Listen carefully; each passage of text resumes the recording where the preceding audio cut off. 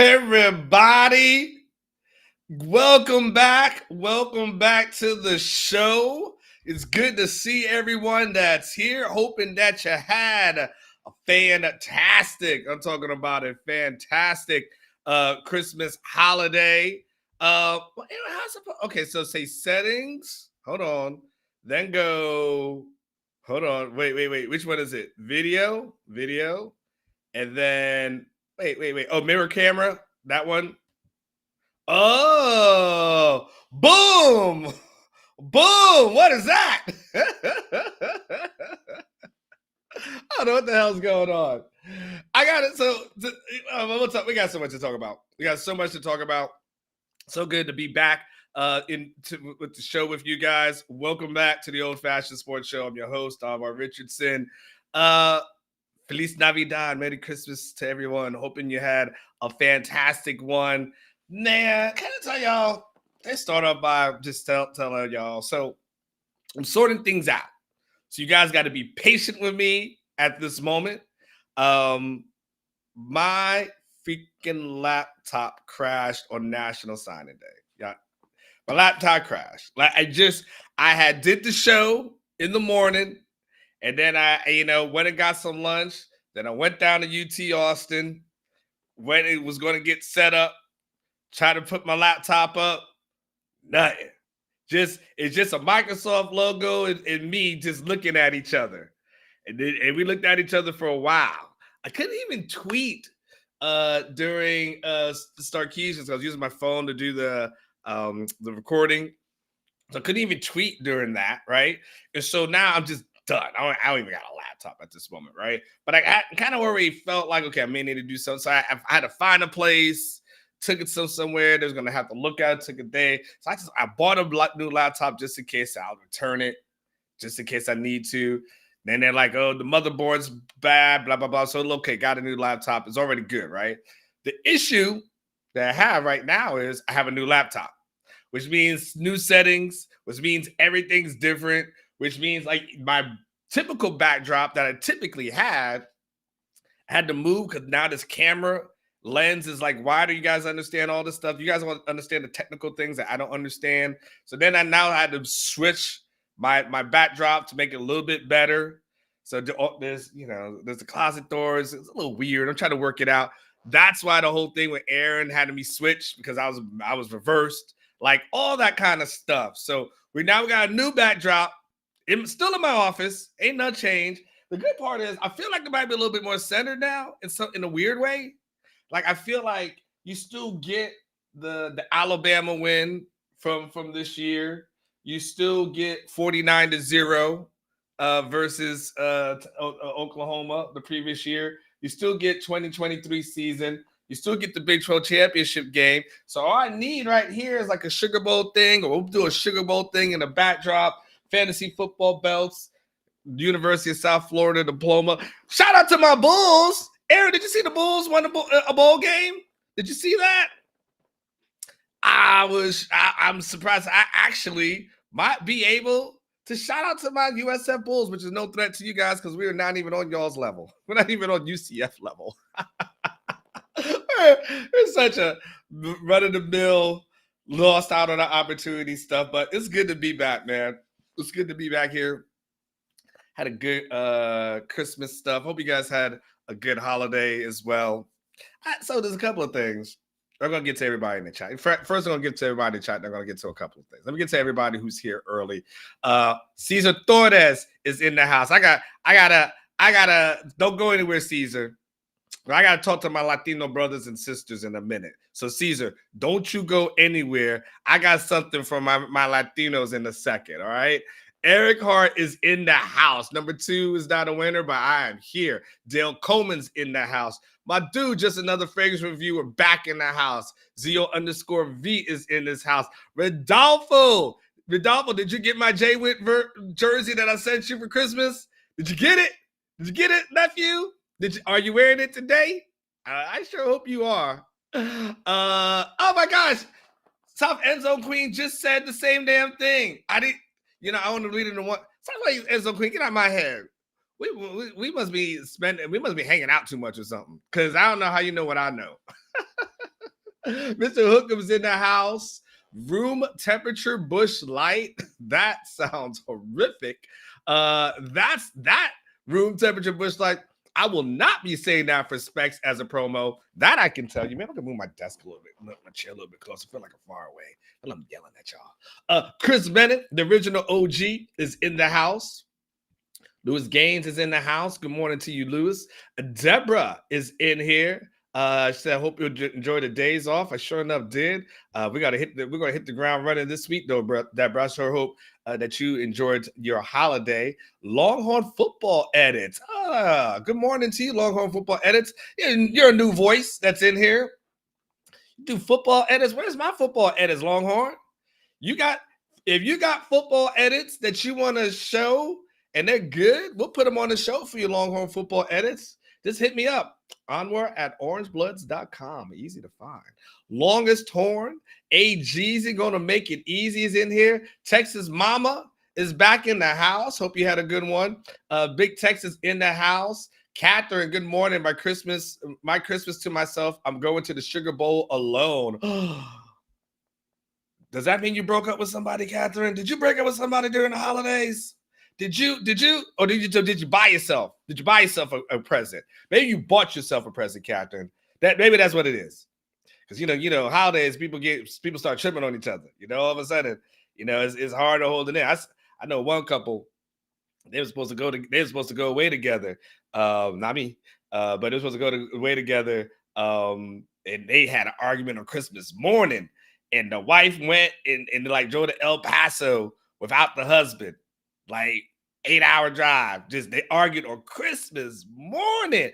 Like arguing over the gift. Can I tell y'all something too? Can I tell you what the argument was about? Yeah. So it was this dude got upset because his stepdaughter, who's 3 years old, decided that she wanted to open the gifts, and the other kids from his previous marriage, who were like 18, 16, and 12, weren't there yet. And the daughter started opening gifts at 9:00, and he started yelling. And then the wife was like, well, you know what? I can't deal with this. Of course, the creators have some other stuff. So they out. And I'm like, oh my God. Who wakes up in the morning? Wait, Cat Williams, you banging on breakfast? I'm like, who gets mad on Christmas morning? So anyway, Catherine, I don't know what your story is, but hey, Catherine, South End Zone Queen is going to be there. So, you'll have plenty of people that are around. If you need me to connect you with her, hit me up at orangebuzz.com. Anybody else need anything? I got you. I got you covered. Robert Kemp is drunk. Nope. I'd say, no, I'm not. Far from it, actually. I got to go to Specs today and get a restock. But no, honestly, I was chilling. I was chilling over the weekend, so I didn't do that much drinking, to be quite honest with you. I'll be in New Orleans now. All bets are off, but for this week, now I'm good, man. But thanks for asking. Trip on Two Wheels is in the house. Texas boy was good with you. Mark Ruiz is in the house. Cobra Commander, where have you been, Onward, man? Well, that's a question. That's a question, Cobra, that you and I can just dive into.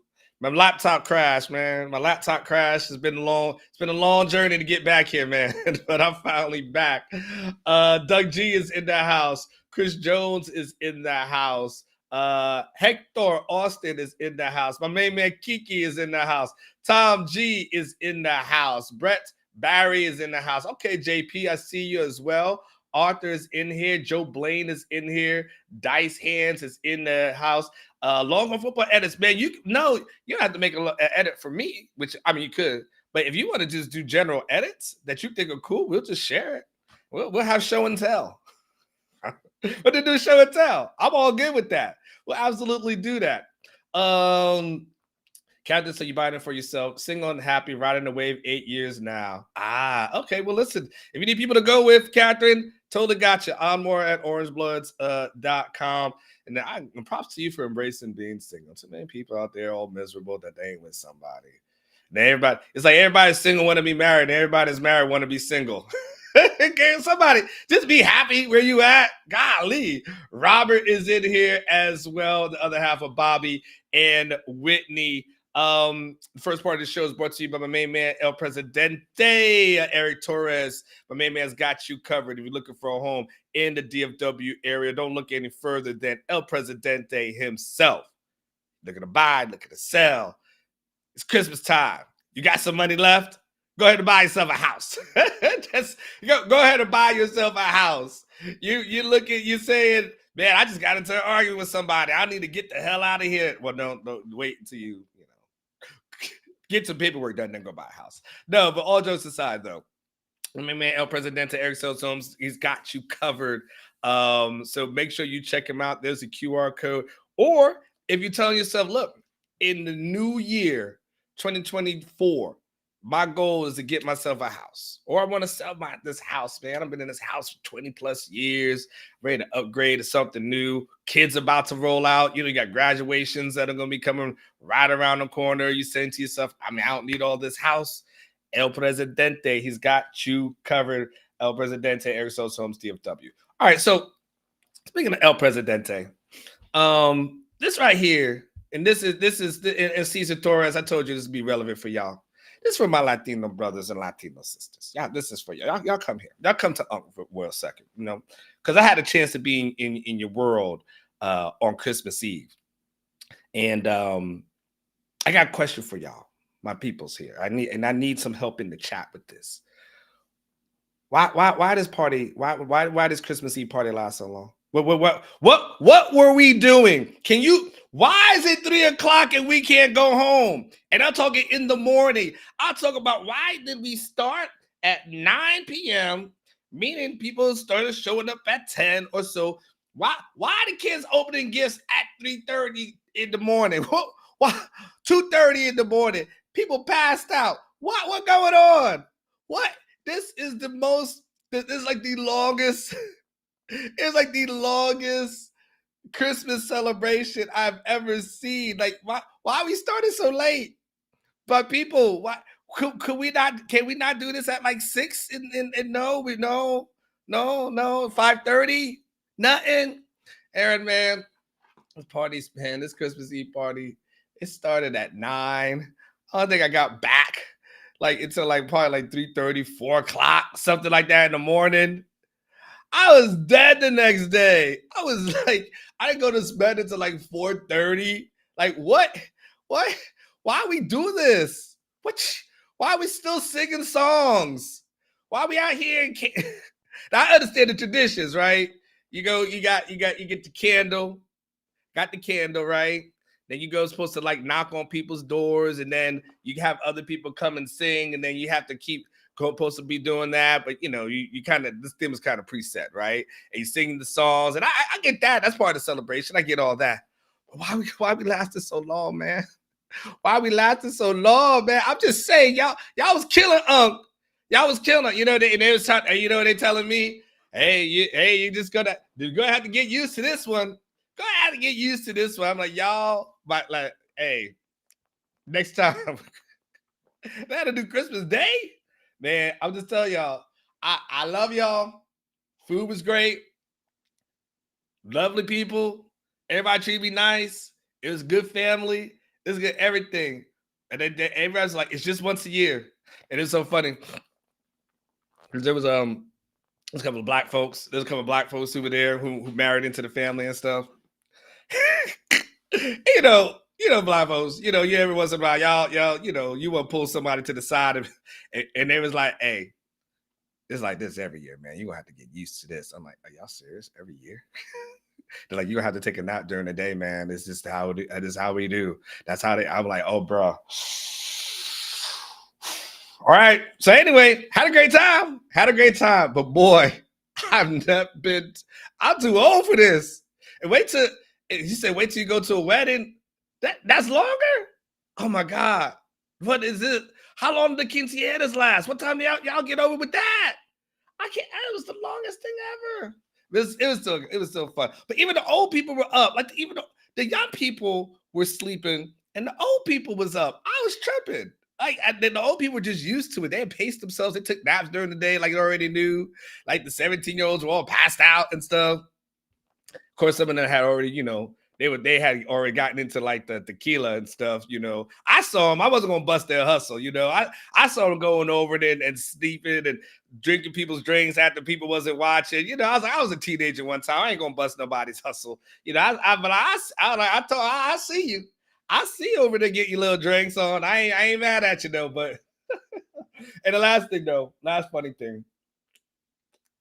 As we do a catch up on everything holiday related, hoping everyone had a good time. And if you didn't have a good holiday, well, I'm hoping you have. We'll start off this week on on some good notes too. Somehow, some way, after all of Bevo fan, new angle, new computer. The computer lens is different than where I was, and so now I kind of had to adjust. I was looking at where I was, and it just looked horrible. So now this is where I'm at right now. So for right now, I'm thinking like maybe if we'll figure out something. I don't know. I'll figure out backdrops. I tried the virtual backdrops one time. It was hard. It was trash. I hated it. So this is it for right now. Just this weird the closet behind me. There's no other really good angle. And the thing is when you do shows like these, it's kind of like on your job and you do the Zoom calls and stuff, right? It's like everybody looks at your backdrop. It's like everybody just looks at your backdrop, and you don't have nothing in your backdrop. People are like, man, what's going on? Like they can just tell things about you, your house, you single, you're not, like all that kind of stuff. So there's this pressure to have a backdrop. So this is the best looking backdrop I can have outside of going back to the living room. Ketch and I are in the same fantasy football. Thank you, Bevo fan. Ketch and I in the same fantasy football league. We both ended up in the championship game somehow, some way. After all the complaining that you seen Ketch. All the complaining that you seen Ketch make online, and you follow on Twitter, complaining, I ain't never doing this again. I'm quitting. I'm never going to do fantasy football. It's over. You know? Then, what happens? He makes it to the championship game, and he's still talking about he's going to retire. He's such a lie. He ain't going to retire. We'll see. He going to be on at 9 o'clock. We're going to talk about it. And he's trying to do the reverse jinx thing where he's like, I just want Anwar to win. I just want him to win because it'd be so fitting for how horrible of a human being I was to him when I first got into the league. And I'm like, you so full of it. It's a morning show, so I can't say stuff. When I was in San Antonio, I ran into somebody. They said they listened to my show in the morning, and sometimes the kids in the cars. I was like, okay, cool. That now I know me cussing is the right thing to do. In these situations, I know you got your kids in the car, you like to listen. I try to be respectful to y'all. But he's in the championship game. And there was I got to ask what the payouts are. Last thing I'll say, it was like 200, I think, a person, 12 people. So there's 2,400 in the pot. So I don't know if it's going to go like winner gets 14 and the loser gets 6. I think that's how it goes. I don't know how it's getting. I don't know how it's distributed. But anyway, he a lie. Watch him. He gonna tell you he's gonna quit. He a lie. He absolutely lie. That's it. Okay, so listen, I think we caught up on all the fun stuff that happened previously, at least over the weekends and stuff. I hope all you guys did well. And so let's do this. Let's do a quick break, Aaron. We'll come back. Let's catch up on all the sports-related things that have happened. We caught up on personal stuff. Everybody know, new backdrop, this and that. Well, it's not that bad. Just the closet kind of annoys me a little bit. But I guess I kind of don't see it in some ways. Maybe Aaron, may I put like a drape or something like that? Would that make it look weirder? Probably look weirder, right? Yeah, probably like a curtain. Then gonna be like, what's behind the curtain? Aaron says he likes it more now. So there's that. So maybe I'll just keep it the way it is. Maybe this is like anything in life. This is what it was destined to be beforehand. But I do need a brighter light because I feel a little dark. You know, all weekend long, and people taking pictures of me. It's dark out there. I'm like, boy, you better put a flash on there so they can see me in these pictures. They're just gonna see nothing but teeth. So I need a brighter light out here so that not everybody just seeing teeth talking. You know what I'm saying?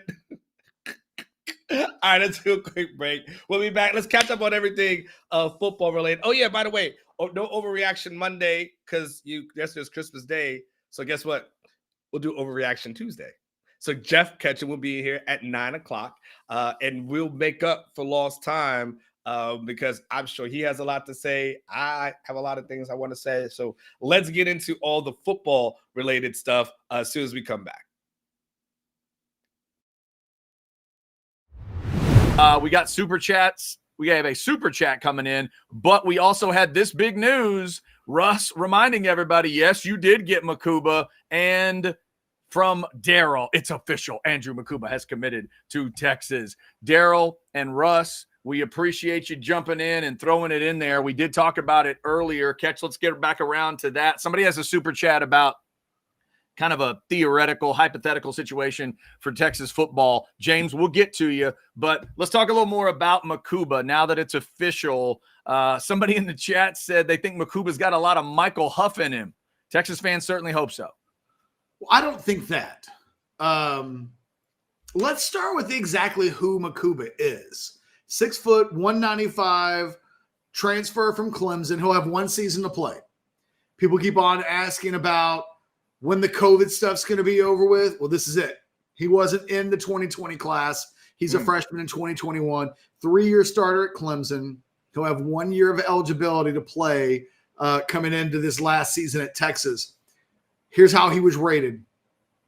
In terms of the portal, Rivals had him number 13 overall nationally. The Athletic had him number 14 overall nationally. On3 had him at number 21 nationally. 24/7 had him at number 14 nationally. So we're talking about of everybody that's entered the portal, he's somewhere between like a dozen to like he's a top consensus top 15, top 20 guy. Right. Rivals had him as the number 2 DB available in the portal. The Athletic had him as the number 2 DB in the portal, and both On3 and 24/7 had him available as the number 3 best DB overall in the portal. So it's like, well, could they have gotten somebody else? Was he the best guy? He's definitively one of the top 2 or 3 DBs available across the country in the portal. So Texas got a really, really good player here. I don't think he's like Michael Huff because, you know, what Makuba does really well, Chad, he's a good tackler. He's got great instincts on playing football. You'll see him making plays to either side of the field. His ability to sniff out what's happening, certainly in run defense, is a strength. Again, a really good tackler, a really good just football player coming downhill. He's not a sledgehammer, and yet he's a guy that wants to make tackles. He's good in coverage. Doesn't always at Clemson get matched up in a lot of man-to-man. He's playing cover 2. He's playing cover 3. He's basically a patrolling the field kind of a guy.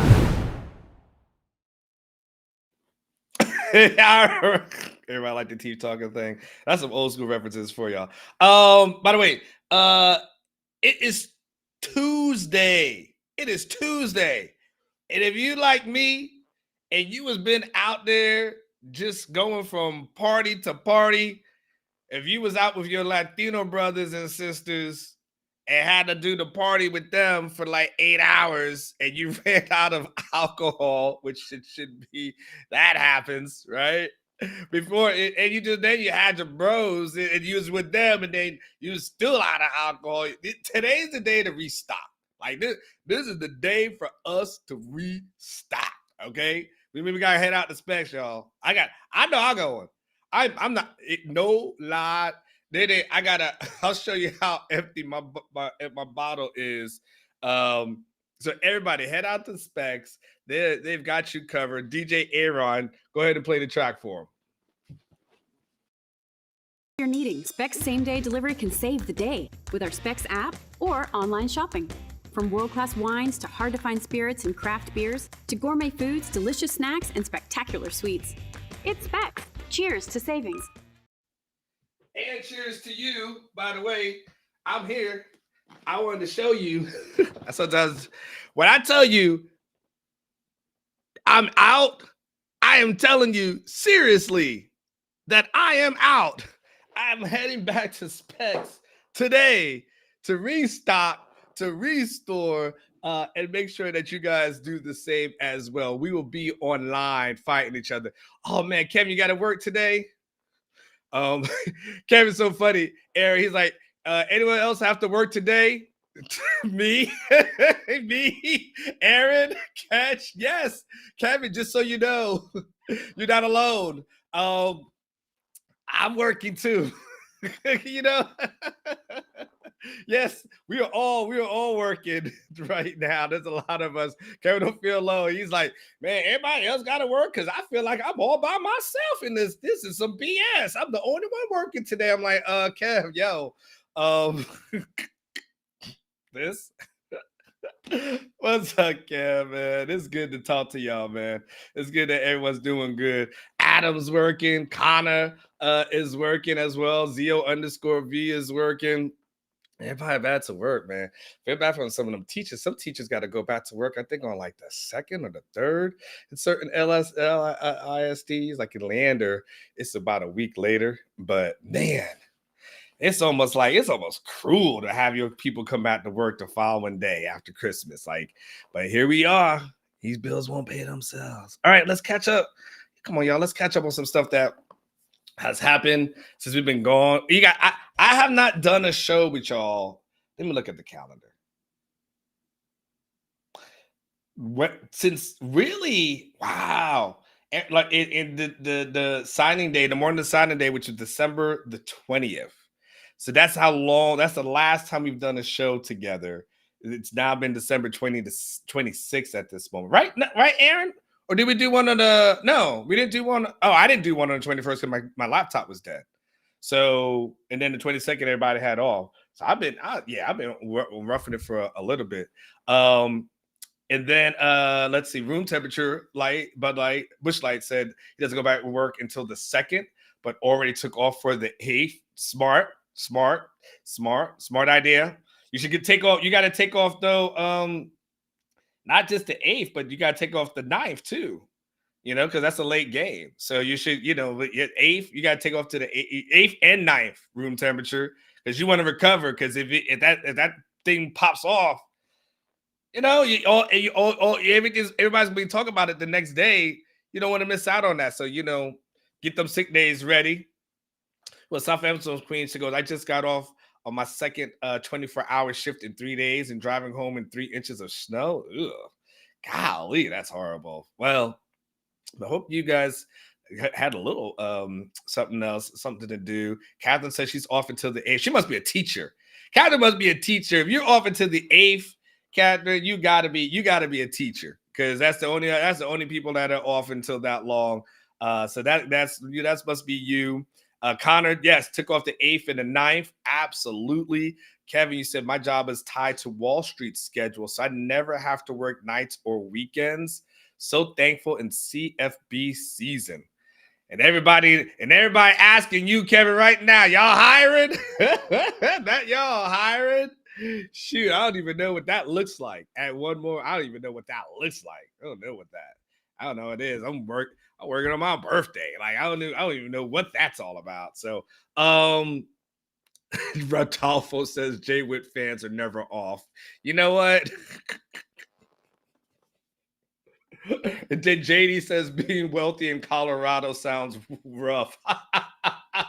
Damn, Southampton Green. That actually was kind of a cool burn. That was actually pretty funny. All right, so catch up on some of the things that happened. All right, y'all let me know what y'all think about some of these things because we missed out on a lot. So a couple of things that since we guys catch up on some of the things, comings and goings. So one of the things that was interesting was the Malik Murphy departure. That Malik Murphy decides that he's going to go to Duke, and that ends up being the destination choice for him. I think it was, I think this is one of those. I don't know if it's rare, but I think it's one of those times where, like, you as a fan, Texas fans, we're really just happy for someone. Like I feel like the transfer portal was one of those things that people just clutch their pearls, and people used to say things like, "I can't believe these kids and they're quitters," and just you remember all the the rhetoric around these young men when the transfer portals really started kind of becoming a thing. And I know hasn't been that long, right? It's like these kids, they quit, they don't want to stay there, blah, blah, blah. Coaches would complain about it, fans would complain about it. And I think people have kind of grown and evolved and matured now to the point where now people are like, oh, okay, you know what? That's okay. It's all good. It's all good, right? And by the way, room temperature, Bush Light. I don't think Sarkeesian gave us an injury update last week. Nothing new to really report. Looked like everyone was pretty much trending in the right direction. But we'll know. Give him a little bit more as the week goes along, and we'll definitely get to that one as well. Okay, I don't want to touch what our Shadow's saying. So I don't know. I can go a lot of different directions. I'm gonna let that one be. Obviously, he has to make that move, knowing that with the full anticipation that Quinn Ewers is probably going to come back, even though he hasn't made the announcement yet. But all operating under the assumption that that's there. And then it looks like I was reading an article on ESPN, which says that even though he's expected to compete for the starting job with the the arrival of the new coach, it looks like he's going to have a fresh start. That's always a good thing as far as that is concerned for a guy like Malik. You want to make sure when you make these decisions, you make it in a situation and going into a situation where like you want a competition, but you want that competition to be in air quotes kind of thing. Speaking of, can I say another thing too? I want to get back to the Malik stuff in a second, but this is like a kind of a sidebar as we catch up on things. And this happened. I don't think we had a chance to talk about it. We'll do real quick. As the former president of the KC Thompson fan club, as the guy who, if you followed me for a while, I used to stand on the table for Casey. And I was like, Casey versus Hudson, he should be the starter, like all that kind of stuff. As the former president, because I don't know if I actually officially retired because the meetings just stopped and no one stopped coming, and I just stopped sending out a newsletter.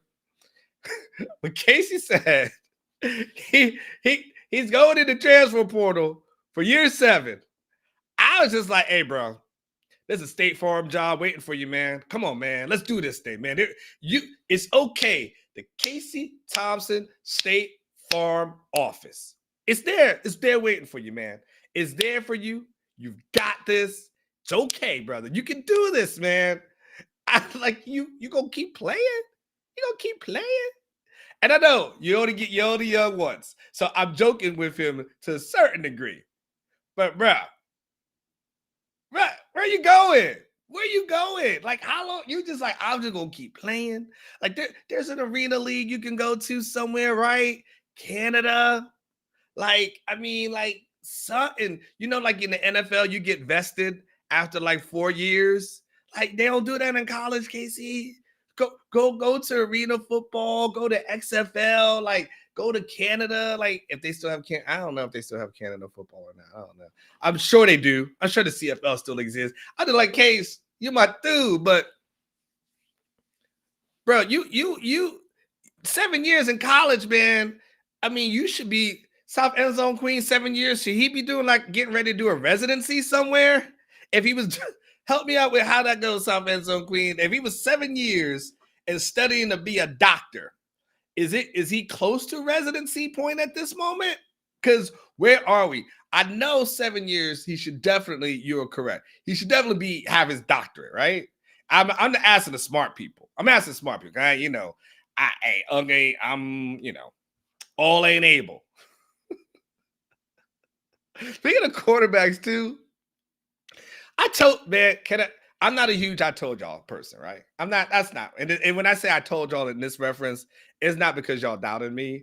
It was just something I pre-warned you about. Kevin says resident is correct. Okay, so 7 years, my man, gonna be a resident by this point. He like, man, I'm gonna play football one more time. Like, I know you ain't going to class. Anyway, I mean, even Rodolfo, Jay Witt going to the league, or at least he's going to the Senior Bowl. At least Jay Witt's like, I know there's an end to this. Casey like, nah, I'm gonna keep it going. Man, I pre-warned y'all about this though. Remember, I pre-warned y'all about this months ago, and I let y'all know. I'll put y'all on game. I let you know that there's this thing that reporters have learned very quickly over the last couple year or so, right? And I told you, be ready for this because this crap is going to happen. And it was Nostradamus. I was about to say, yeah, I was about to do the Chappelle Show word for it. Remember when Chappelle had Paul Mooney do it, but he called it someone different. I was about to say that one, but I caught myself. Thank God. Like everybody uncomfortable. And so I told y'all, I said, look, man, every reporter knows that there's easy clickbait out there. And all they got to do is put the word Arch Manning out there. And the clickbait is they know it. They know the clicks are going to be there, right? I said, I'm pre-warning you. I'm telling you how this thing works, right? And it wasn't just but last week that it was that crazy BS meme about Arch making $3 million a year in NIL versus or this quarterbacks in the NFL or whatever. I forget the quarterback that they reference and stuff. And it was all Purdy. Thank you. And it was all based off of a guess as to what he may or may not be making. One guess, a guess. And then this thing becomes a thing that everyone's talking about, and everyone's like, what's wrong with college football? And all these things that are wrong with college football. And look at what's happening with college football. And can't believe all this stuff. And it wasn't even true. There was nothing documented to prove it. There was no sources behind it. It's literally off of what somebody guessed. But they knew one thing. If you put the word Arch Manning in the story or the title, everybody's going to click on it. And so that's why I said when I told you so, I don't mean it like, oh man, I told you so, like to stick it in your face. It's not like that. I'm just saying, like, I pre-warned y'all about this thing like months ago that this was going to happen. And all we've seen over the last month or so, right, is just people knowing like what places could Arch Manning, this remember beforehand, this is back in like November.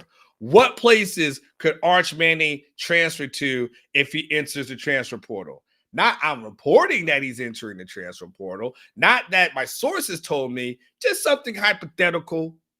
So I know I can get the clicks and the views that are out there, right? Then I'm hearing Arch Manning is coming back to Texas next season. Not I'm reporting that Arch Manning was considering going in the portal, and now he's coming back. I'm hearing he's going to do the thing that he was never planning to do in the first place. Oh, you know what? Well, then how about this? Sources, I want to be the first to report. Hey, I want all my sources to know that Alma Richardson is not dating Holly Berry. There you go. Breaking news. Go ahead, put that on someone's front page. Alma Richardson is not with Megan Good. He's not going to. I just want to let y'all know. Like to make that announcement. Someone report that. Like, that's how stupid this is. And then now we got the NIL evaluation, and he's making more money in theory than someone without any proof. Okay. Keep getting your clicks. You're whoring. All you guys, though, all you reporters who do it, let's just you're whoring yourself out just to get some clicks, and you look pretty damn pathetic doing it. Just gonna put that out there. Y'all look pathetic. Y'all real trash for what you do. But I know what you're doing. It's not kinda. It's pretty damn pathetic. Anyway, I want to put that out there. So shout out to Malik Murphy. Good luck to him and Duke. Malik also proves the point that I had previously, which was this is, and I actually did a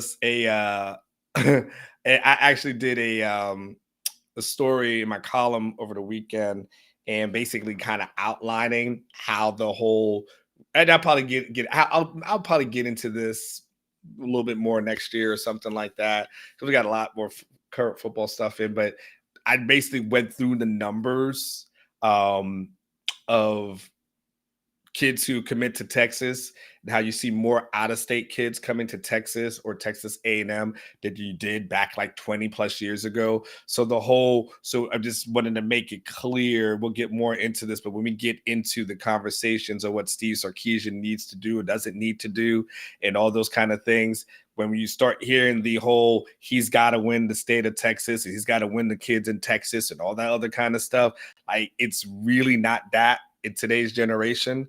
Again, there's a lot of meat on that bone, but I'll give you some quick numbers, just real quick on that one, because I want to get into some other stuff, but I want to make sure I just touch on that thing for y'all. Hold on, I got it right here. I'm so old. I print out stuff. I'm not old. I'm just this. You just things that you're used to doing, and I just like to print out stuff. I like to see it. So I'll just give you one quick breakdown, all right, and then we'll continue to go back into some of the other quick subjects. Though Kevin said he tweeted the Holly Berry news. I just want everybody to know. That they're so pathetic in what they do. It's such they should be ashamed of themselves, but they're not, because they're getting their clicks and their bosses are happy, and they're like, look at all the traffic that's coming to our website every time we mention Arch Manning. New York Post does this all the time. It's like almost like every week the New York Post puts out like an Arch Manning thing. Like, they literally just know how to whore themselves out. So it's pretty pathetic. But I work in the industry and I'm okay to call it out. That's what it is. And by the way, this is just C4. Someone asked me about that earlier. Energy drink, probably not the best thing for me. Pray for me. At some point, I'll figure out some other ways to get some energy in the morning. But for right now, this kind of gets me going. So from look at recent out-of-state recruiting, I just want to give you all percent. Like, I'll tell you what it used to be, and I'll tell you what it is now, right? Because all right, so just for the conversations, the nature of the conversation. So when everyone starts talking about, the in-state recruiting and Lone Star Ketch's Lone Star recruiting, and all 4 out of whatever kids are going to, Texas, or only 2 kids in the top 10, whatever's going to Texas, and so on and so forth. So let me tell you what the old school thinking was, right? So back in 2002, this is like the stuff that I looked up. So from the out-of-state numbers, it was about 5 kids out of the 28 came to Texas, right? So that was about 18%.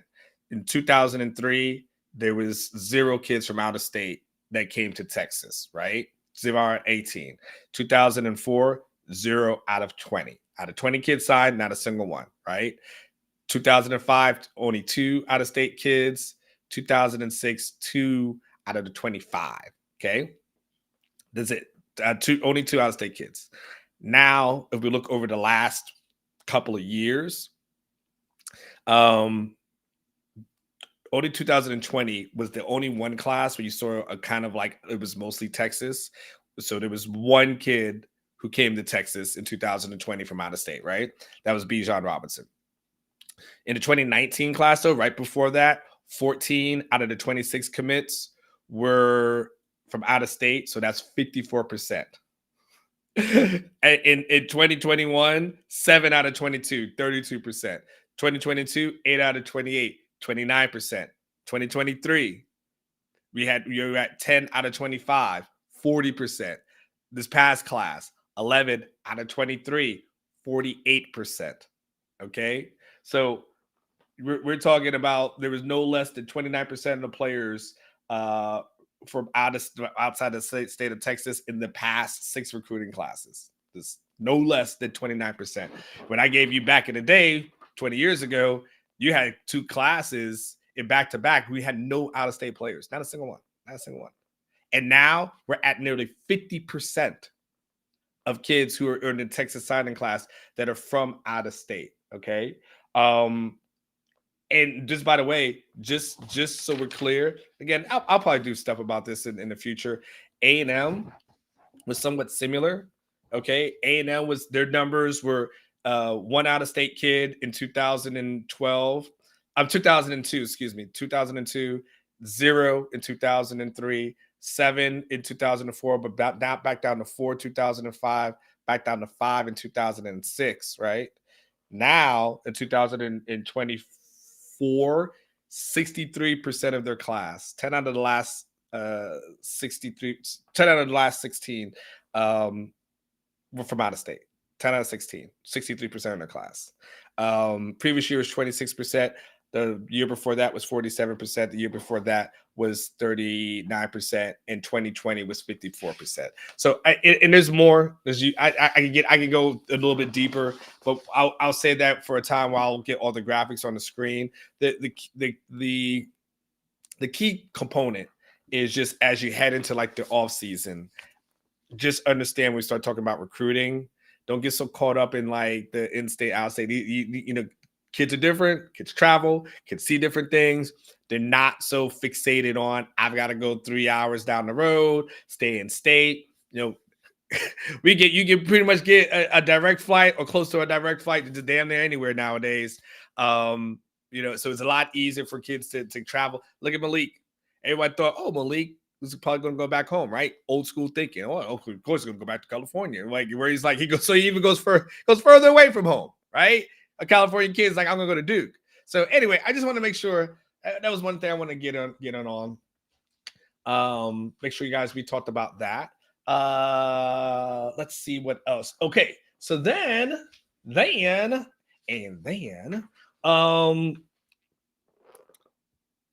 Aaron Butler decided that he was going to pull the trigger and commit to Texas. And what's interesting about this is didn't make it to a visit to UT. Me like, man, I'm gonna go. It isn't that. So I enjoyed this story. I enjoyed a lot, as of course as I read on my phone because I didn't have a laptop. But this story I enjoyed a lot. Just because a 4-star prospect, he had offers from Bama, Georgia, Penn State, USC, Miami, Notre Dame, Oregon, Texas A&M.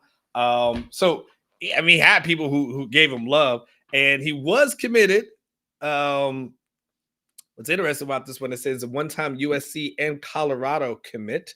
So I'm like, well, okay, well, that's interesting. But we'll see what happens. We'll see what goes with that. You know, usually, I'll be honest with you, usually I get a little nervous about kids who commit and decommit. I don't have the numbers, but usually those are the kids who are the first to go in the transfer portal with things that kind of don't go their way. But hopefully this is home for him. Hopefully he feels like this is the place for him to be. And if that is, so be it. But 6 foot, 170 pounds, 170-pound receiver who sat out most of his senior season to prepare for college, but was still ranked number 115 on the Rivals 250. Definitely a kid I need to ask Ketch a little bit more about, because this is a really fascinating thing. The whole sit out your senior season thing is always just an interesting one to me. Again, not throwing shade. Again, maybe a lot of kids are doing that. I don't feel like it's a lot though. But Jaden Blue seems to have been okay as far as that's concerned. So you know, I'll allow myself to be in the judgment-free zone and understand that, hey, there may be other things to why he sat out his senior season, right? So there's, you know, we'll see how that looks out. Let me tell you what was written on our website about him as far as the evaluation is concerned. This evaluation that was written by Ketch.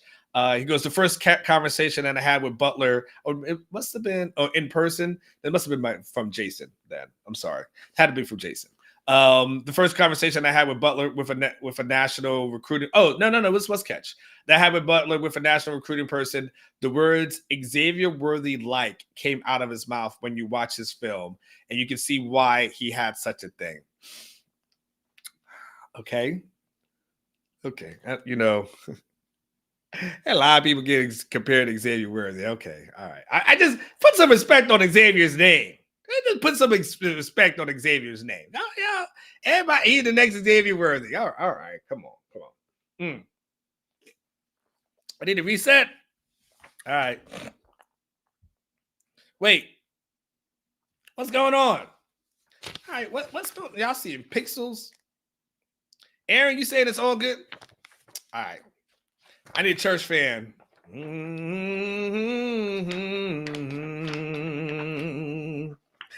Well, I'm church fanning this thing up. Need my church. This is my funeral home fan, y'all. This is my funeral home fan. Are we good?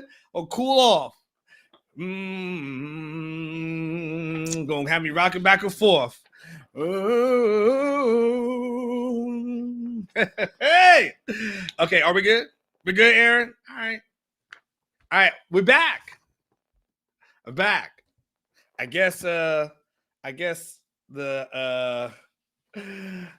I was about to let the church say amen. All right. Anyway, let's see. So anyway, there was a comparison to Xavier Worthy, right? I don't know what happened. Maybe I don't know what's going on. It's Spectrum. All right, yeah. What's the new? All right, I just need somebody. I want. You know what? I'm gonna have to have. You know what I have to have. You know what I have to do. I'm gonna have to like get somebody who's really tech savvy and just just do an evaluation. I'll give you a nice bottle of something if you can figure out like how to make not the bottle Tom G gave me. That's my bottle. That's my bottle. But something to help me figure out, okay, what's my new internet that I need to get? What wires do I need to get? What do I need to get so I stay consistent? I was JD, shut up. JD, be quiet. All right, I need fiber. Is that the consensus? I need fiber. All right, let me write this down. Where's my pen? Well, I need a pen. I need fiber. All right, I'll put this on my phone. Fiber optics. All right, hold on. Fiber. Put this in my phone right quick. I'm going to say Longhorn fan edits says fiber, and if it's wrong, he just effed around and found out. Got it. Thank you. You know what's funny, Stephanie? What's crazy about the internet in Austin being horrible and what I've never understood about it?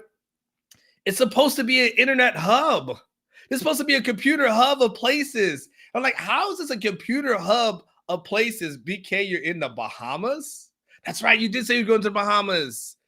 Oh man, you are living your best life.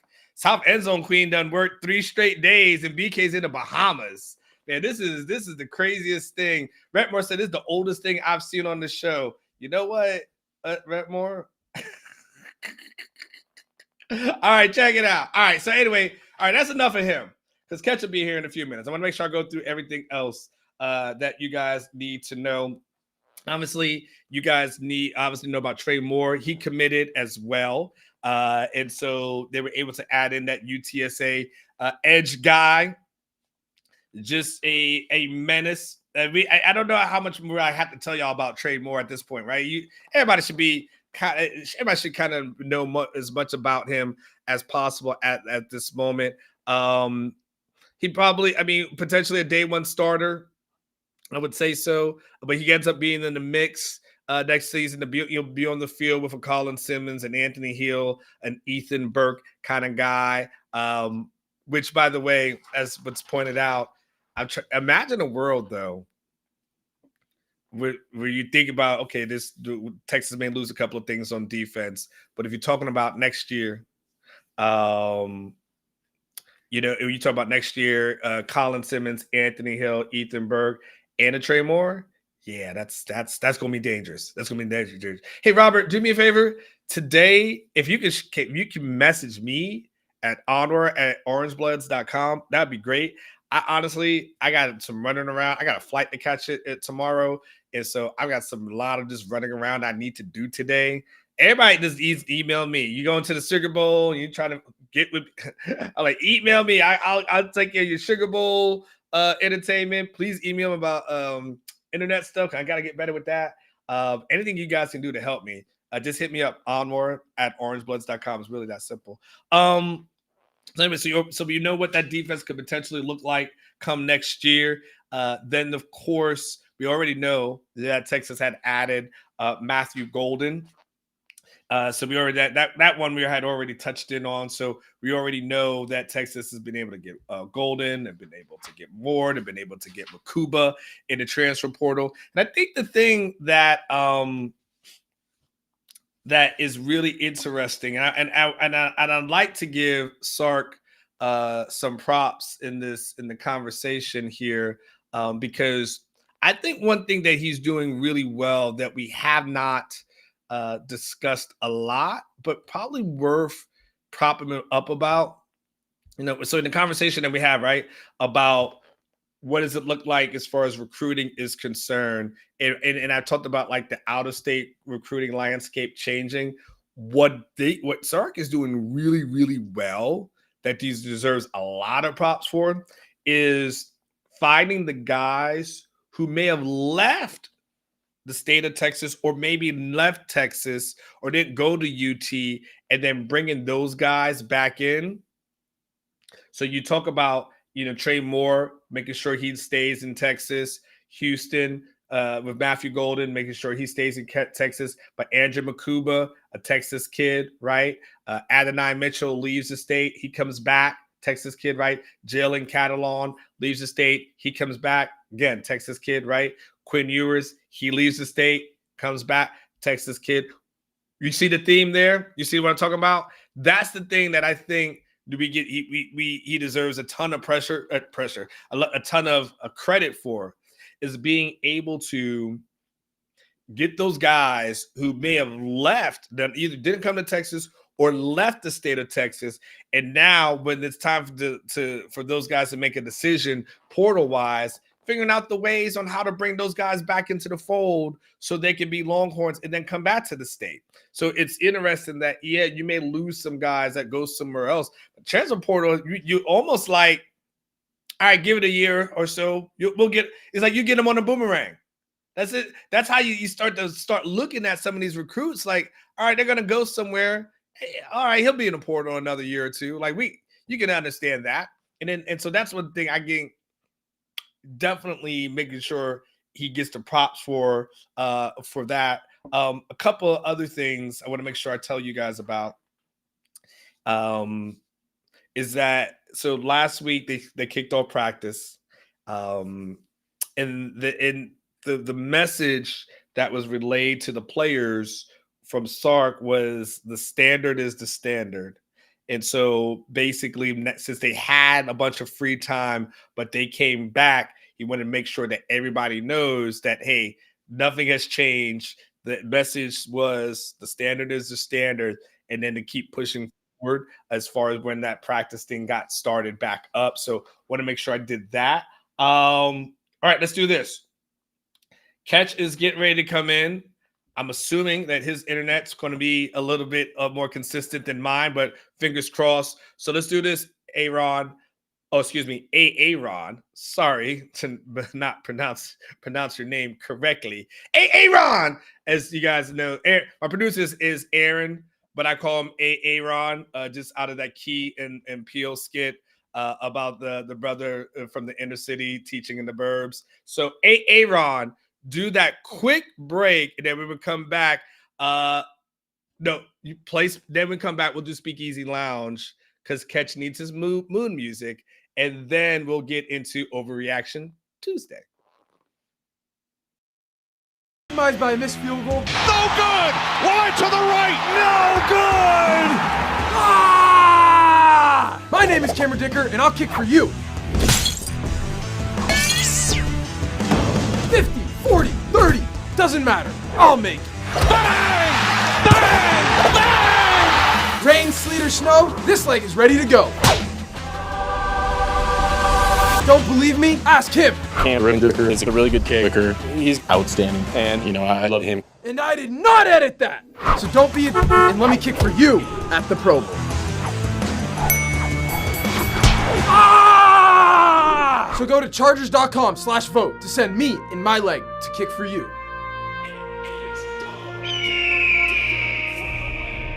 Vote for me! Vote for me! Pro Bowl 2023, baby. Let's go.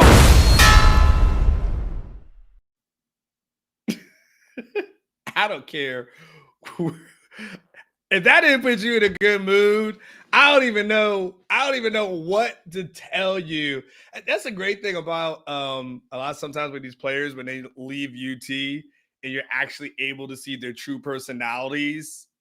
that is a personality we never saw at UT that we get to see in the NFL, and it was fantastic. All right. Without further ado, let's go in our Speakeasy Lounge. Let's bring in Jeff Ketchum for Overreaction Tuesday.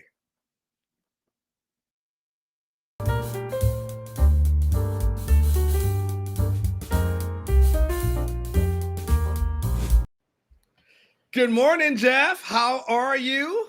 Good morning. Happy, merry, belated Christmas. Happy, merry, belated Christmas to you as well. It is good to be back for Overreaction Monday, brought to you by the good people at rogueshop.com. Ketch, what do you want to tell everybody about rogueshop.com when I use that promo code Orange Bloods? That I need some more, and that I'll be making an order, I think, later today. Like I made the mistake of going into Christmas with not enough Rogue. Ugh. Not enough Rogue. I don't want to say I'm fiending for it, but I could use it. Yeah. I just, take the edge off. Believe me, yesterday, what I needed it for yesterday was getting through the fantasy football round all the way through last night.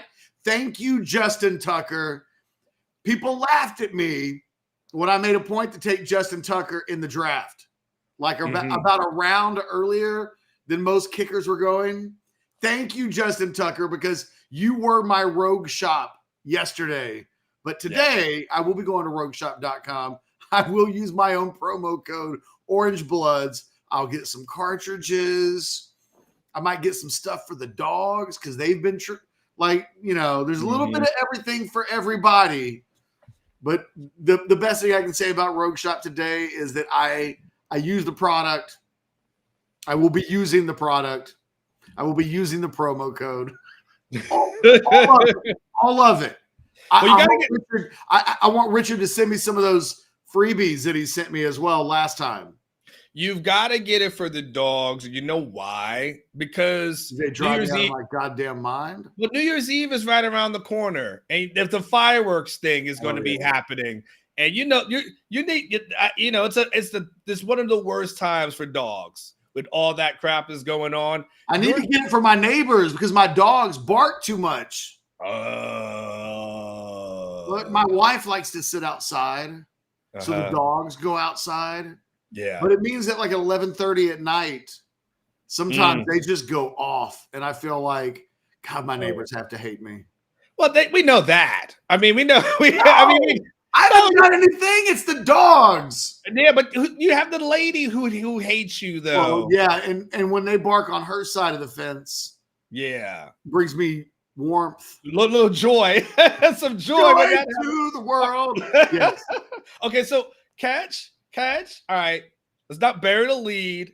I know we have plenty of Texas, Washington to discuss, but for the next couple of minutes, it is crazy that somehow, some way, you and I will be playing each other in the fantasy football championship, which some people found pretty ironic because it's like he complained about it all weekend long and talked about quitting.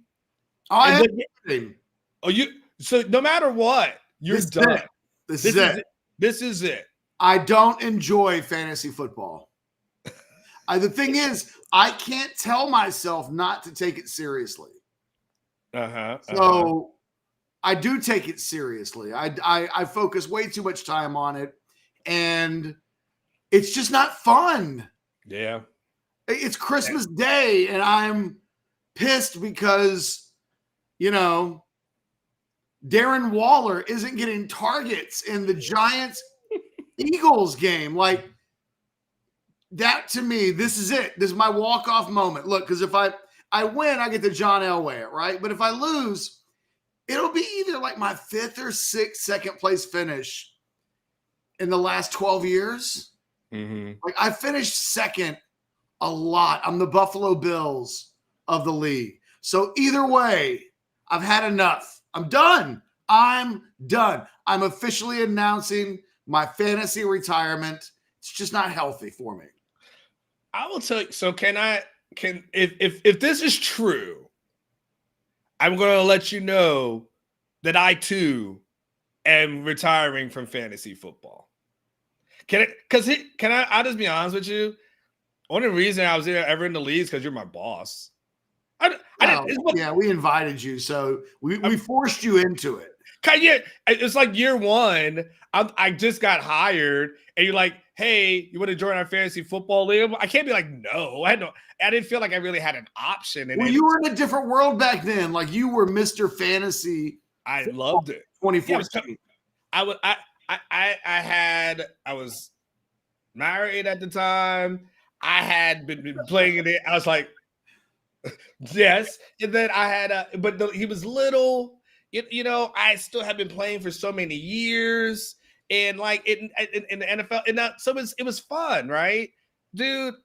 I got kids, man. Like I've got my weekend is thinking about like I don't have the time, honestly, Ketch, to do the research that you want for the draft, do mock drafts, waiver wire pickups, trades. You see me. I'm probably one of the most least active people within the league.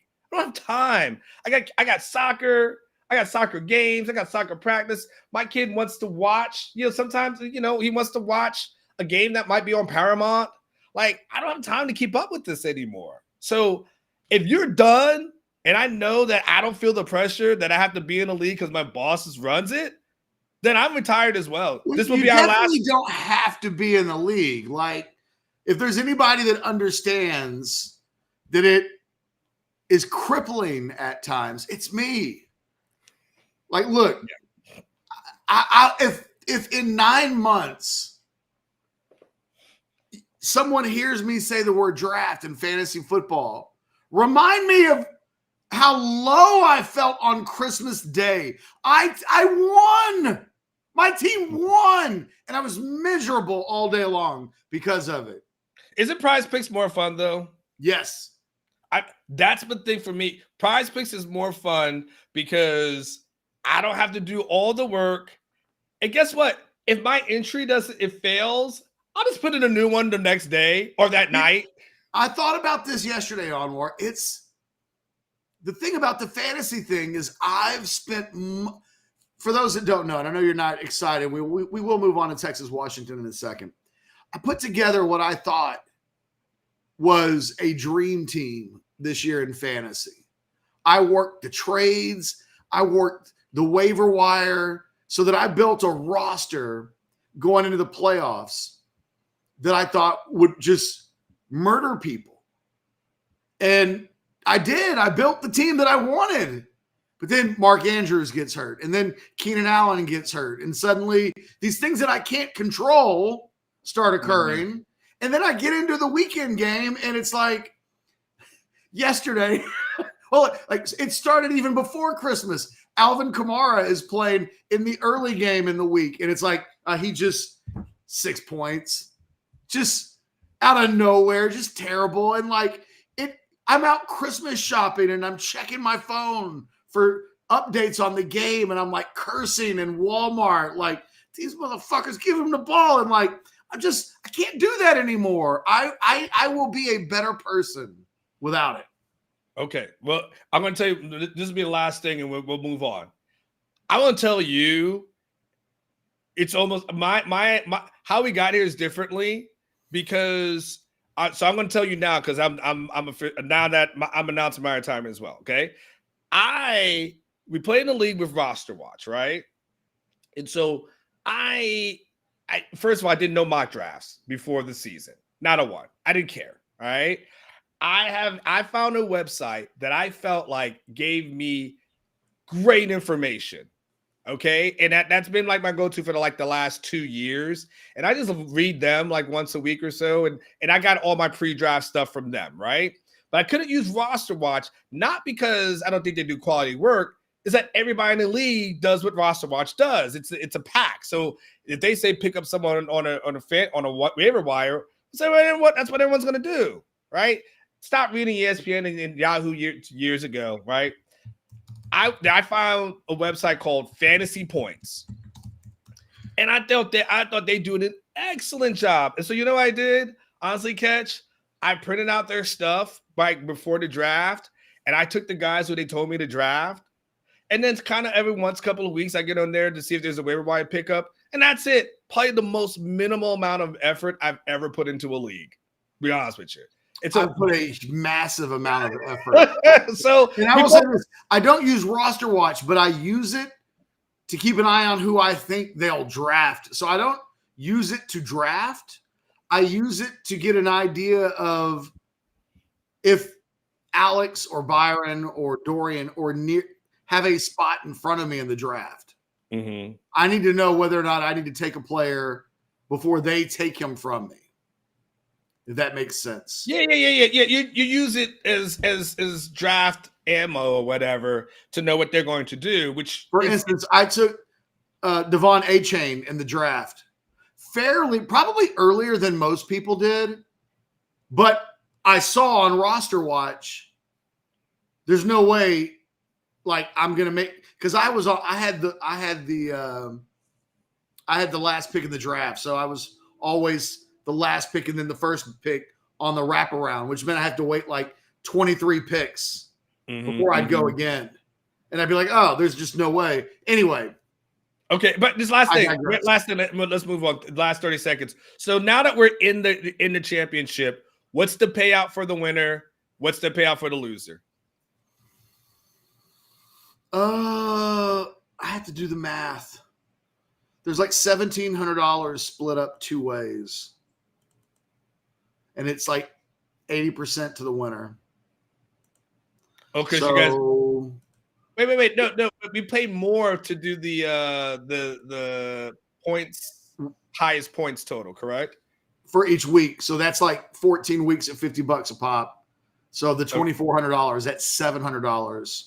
So that leaves $1,700 to split up amongst the two of us. Okay. So what's the split up? What are we doing? How are we doing this? I mean, if you want to chop the pot, I'll chop the pot. If you want to go for the full pot, I'll go for the full pot. I'm open-minded. We can talk about it this week. All right, we'll talk about it another day. All right, Ketch. It's ours, so exactly. We can figure out like how we want to distribute it, but it's a pretty heavily first place. Yeah, okay. Pot. We'll figure it out. So Ketch, so many things happened last week, but I feel like Ketch, it's almost time to put that in the rearview mirror. It is. Because Texas does have a really damn important game that's going to be going on January the 1st. And I feel like we've given recruiting the talk that it needs. We've talked about the portal and what that's been able to do. I feel like all those horses are in the barn right now. Texas gets on a plane tomorrow and they fly into New Orleans. They land at 3:00 in the afternoon. There'll be media there that have the videos of them. We'll see stuff off of Texas coming off the plane. Texas fans will start to slowly descend upon New Orleans this week. I have my first press conference on the 28th. In fact, if I'm looking at my schedule right here, Ketch, looks like my schedule on the 28th would be Pete Kwiatkowski at 9:30 in the morning. Then I got they're letting Pete talk. Yeah, no, yes, that's what happens when you get to bowl season, baby. The head coach has no longer has a say over who is or cannot be made available, and so Pete K ends up being a guy that's available, followed by Byron Murphy and Tavondre Sweat, Jade Barron, Jalen Ford, and Baron Sorrell will be made available to talk to the media as well. Followed by on Friday, let's just go through it real quick, Ketch. Friday, they've made Quinn Ewers, Xavier Worthy available. By the way, Kyle Flood at 9:30. Okay, because technically he's a co-OC. Technically, he's a co-OC, so we got Kyle Flood at 9:30 in the morning. So, by the way, Coughlin's a really good interview. Like, I only talked to him during bowl season, but I like talking to him. I like Pete K as well, because I'll never forget when I asked Pete K one of the questions. I was like, hey, I wanted to ask you. It was like after his first year. I said, hey, I wanted to ask you about your pass rush from last. And before I get you to finish it, he goes, what pass rush? I was like, oh, I like this guy. Follow, and then on Saturday, the head coach will be made available, assistant coaches, and this is what they say: all players available to the media, which means, Ketch, on Saturday there will be nothing but 100 people surrounding Arch Manning, and there's going to be like Quinn Ewers like looking at like, hey, what about me? I'm the starting quarterback over here. And every other reporter is going to be thinking clickbait, clickbait, clickbait, clickbait, clickbait, clickbait. That's the schedule on Saturday. Well, he will essentially be back in his hometown. Yes. Okay. So there's some extra Arch Manning stuff that will be going on. I've got people who are convinced that Arch is going to play in the game and have this storybook Disney ending. And I'm like, can we just let Quinn play 4 quarters? So we have Sark on the 31st Ketch at 8:30 in the morning. By the way, all these things are in the morning. To do that to a media corps, I don't know if it's best, because for us it means we don't stay out as late, because if you make it at 1 o'clock, it could get real brutal.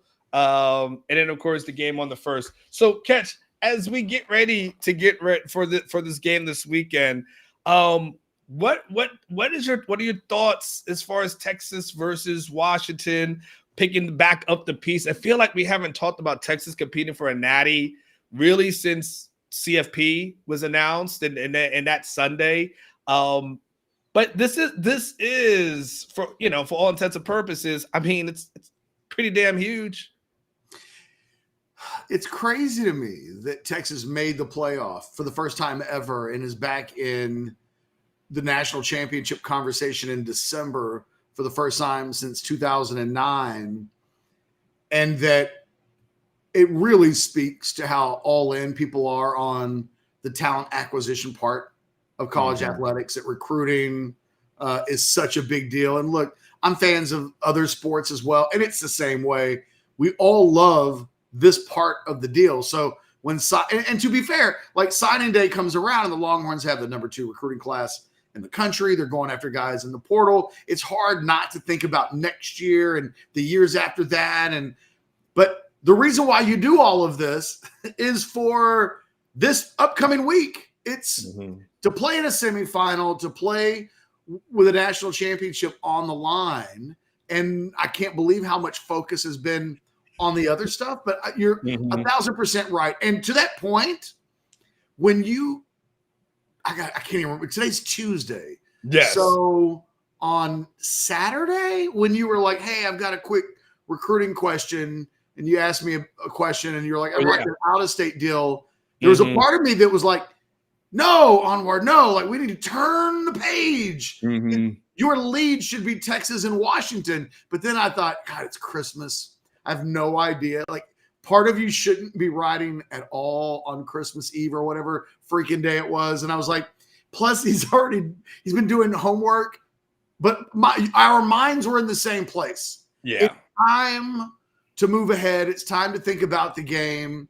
And I'm really excited. I think, I look back at last year's game this week, and it was crazy how different Texas feels from one year to the next. That going into this game, and it's a large number of the same group of players, but it felt like an entirely different team in rewatching that game, knowing that they were trying to figure out how to move on from the Bijan Roshan era of the offense, that Xavier Worthy's playing with a broken hand, that Quinn Ewers of last December isn't the Quinn Ewers of this December, the offensive line, I mean, every little piece of it, in the running game, trying to make Keelan Robinson the tackles lead guy. It was such a confusing Texas team last December. And I have so much confidence in this group coming into this game. They're better than Washington. They just are. Offensively, maybe it's a push, but Texas comes into this game with a much better defense. And I think that when you look at where Washington has struggled this year, and I've mentioned this before, they really remind me a lot of the 2009 Longhorns. They're eerily similar. I think there's a lot of this season where Washington probably wasn't having fun playing football because there was so much pressure week in and week out to win all of the games. A Washington team that goes 12-1 this year and plays in the Rose Bowl is a forgotten team. It's a disappointment. They would have come up short of the thing that they said they all were coming back for. But Michael Penix is having a Colt McCoy 2009 kind of year. He's not been playing as well as he played the year before. I think teams have figured out a really good game plan against him. His numbers kind of plummeted when they got into Pac-12 competition. Teams that were able to get pressure on him, teams that blitzed him, turned him into a pretty average quarterback. And, it's kind of crazy to say that about Michael Penix Jr., but he's not a highly efficient quarterback. He does everything that he does largely on volume. And teams that have figured out ways to pressure him have turned that Washington offense into a not otherworldly unit, but one that can be managed to a certain degree, at least contained slightly. Well, this is a really good Texas defense with a fantastic front four. I can't wait to watch strength versus strength. The Joe Moore offensive line winning group from Washington, the best offensive line in the country, against one of the best defensive lines in the country, certainly the best interior defensive line in the country. And I just think where Texas will win this game is with its defense. They will be able, I think, to create pressure. Washington's not a good pass rush team at all. And if you blitz Quinn Ewers, he typically can tear that apart. So I think Washington's damned if they do, damned if they don't, defensively trying to attack Texas, where I think Texas has a real edge in creating some potential turnovers and stops against Washington. Yeah, I mean, Ketch, so I want to go back to where you were at, just to add in a couple of things, because, and build off of that, because you did talk about, like, the differences in between this year's team and last year's team. Yeah, the Xavier Worthy, the drops that we have, again, we find that lady's playing for broken hand, but he does have 3 drops. So, like, we don't know how that game looks different. You did mention the Keelan Robinson portion of that and what that looked like. We can't forget that Diamante Tucker Dorsey has to fill in for a DeMarvion Overshown, right, in that game. So just, so that portion of it did happen. And, and the person who ends up being, with Casey Kane ends up being the leading receiver as well, and of course that ends up being a 49-yard kind of Hail Mary pass, when it's all said and done. So I look at it and say, to your point, there's no pass rush at all that they were able to generate last year. And so all of a sudden, when I look at this year's Texas team, when we say, hey, sometimes, there's a difference between last year and this year, there's a huge difference. So I might ask Penix about, hey, what does he remember about last year's game? And the response was, all I remember is that we won, right? And so some Texas fans took that as like a little offense and things to that effect. And I don't think he was throwing shade. He's like, that's all he remembered, that they won. But I do feel like this is a different Texas team. I do feel like this is a team from a defensive standpoint. Ketch, this is exactly when Steve Sarkeesian talked about, we need to build a team that can compete in the playoffs.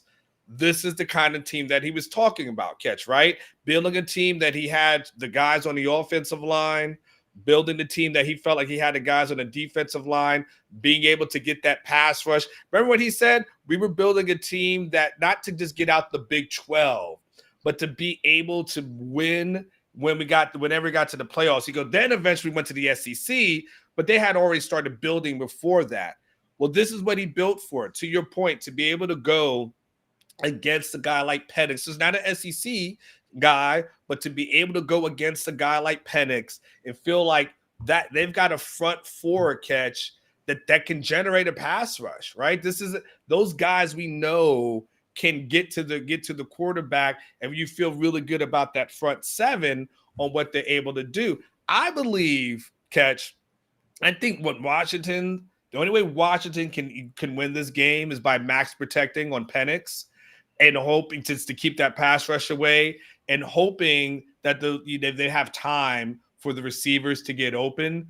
Because I feel like without a max protect on their end, I think they're in trouble, Ketch. I think it's a hard game for them to win, especially up front. I know Washington's got a good offensive line, but I feel like with the Texas defensive line and what we've seen from those guys, what we've seen from Tavondre Sweat, that's not a fluke. What we've seen from Byron Murphy this season is not a fluke either. And then we know Ethan Burke or Baron, Sorrell, those guys can get hot at any time. You just never know which one it's going to be. But one of those guys gets hot, then all of a sudden, Penix ends up being a guy who can be in a lot of trouble. Because I don't think from a running game perspective, that's the thing that Texas does so well, Ketch, right? They will stop your run, right? You can cancel Christmas as far as thinking you're going to run against this team, and they do a great job of making teams one-dimensional. And the last part of that I'm going to mention, Ketch, is that one of the talking points for this late last week, one of the things we had in our war room was really kind of Texas making almost a little bit of a fundamental shift with Sarkeesian and Pete K, kind of going from, okay, let's just keep everybody in front of them to letting their DBs try to play a little bit of tighter coverage because they know they have a pass rush. And there's been a belief that has been evident in the success that they've had in the past two games. Yeah, I think Anthony Hill is going to be a critical piece of what we watch on Monday night. He's really emerging as he's already one of the better players on defense. It's the playmaking component that comes next, right? He needs to. It almost feels like there was less complete playing and more flash and playmaking early in the season. Then as he's kind of settled down into a more every down linebacker role, he's quite productive, but we haven't always seen the big plays from him in the second half of the season. Although he ends up being a guy that, I think 5+ sacks in his first season. It's exactly he's on schedule. But I think this is a game where this is the first game of his sophomore season. And Washington has been a team that struggles when other teams bring numbers. And as good as the Texas front line has been, and I think they'll have a really good game on Monday night. They're really good. The data says that bring an extra man. It's the thing that it's Michael Penix's kryptonite. His passer efficiency rating in the second half of the season against the Blitz, when he's playing honest to goodness football teams and not what you would play necessarily in non-conference, and teams get an idea of what you want to do. He's Sam Ellinger-ish from freshman season, Shane Buechele-esque freshman season, Tyrone Swoops-esque as a starter. His quarterback efficiency rating plummets to those levels when you bring the extra man.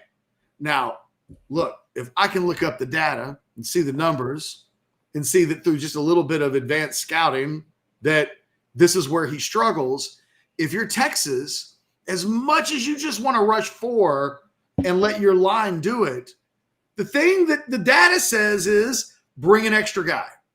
I have to believe that Texas knows this, and I believe the extra guy that they will use in this game is Anthony Hill. And I'm predicting it right now. Anthony Hill will have 2 sacks in this game and contend for defensive MVP honors in the game used in this capacity. I think his ability to get to the quarterback is going to be a problem for Washington while they deal with everything else that's in front of them. So that's my first overreaction, like hot take on a Monday or Tuesday, is I think Anthony Hill, this will be the first game of the rest of his career when he's basically going to be expected to be one of the one or two best players on this defense as a sophomore and as a junior. And I think like Derek Johnson before him in the 2001 Holiday Bowl, I think Anthony Hill's going to be one of the names that we talk about as an absolute MVP when they come out of the game on Monday night victorious. You know what's so interesting by you saying that, Ketch? When you were saying that, the hamster started going real fast in my head. You know the thing that we haven't said at all that ties into what you just talked about. You know the thing the two words we haven't said at all this season: freshman wall. Those two words have not been uttered at all. And it's typically been the thing that you always like, hey, freshman wall, these guys, they hadn't played that many games in high school, man. They're going to usually get tired. And it's almost the opposite when we have the conversations of the Malik Murphys of the world, the Anthony Hills of the world. Of course, Derek Williams, obviously, he'll serve the first half of suspension. We don't talk about these guys. To your point, you're talking about a guy who could be competing for an MVP, which is usually not something we talk about from a first-year perspective. It's usually like that guy faded by week 8 or 9, and you're hoping that, okay, he can regenerate during bowl practices.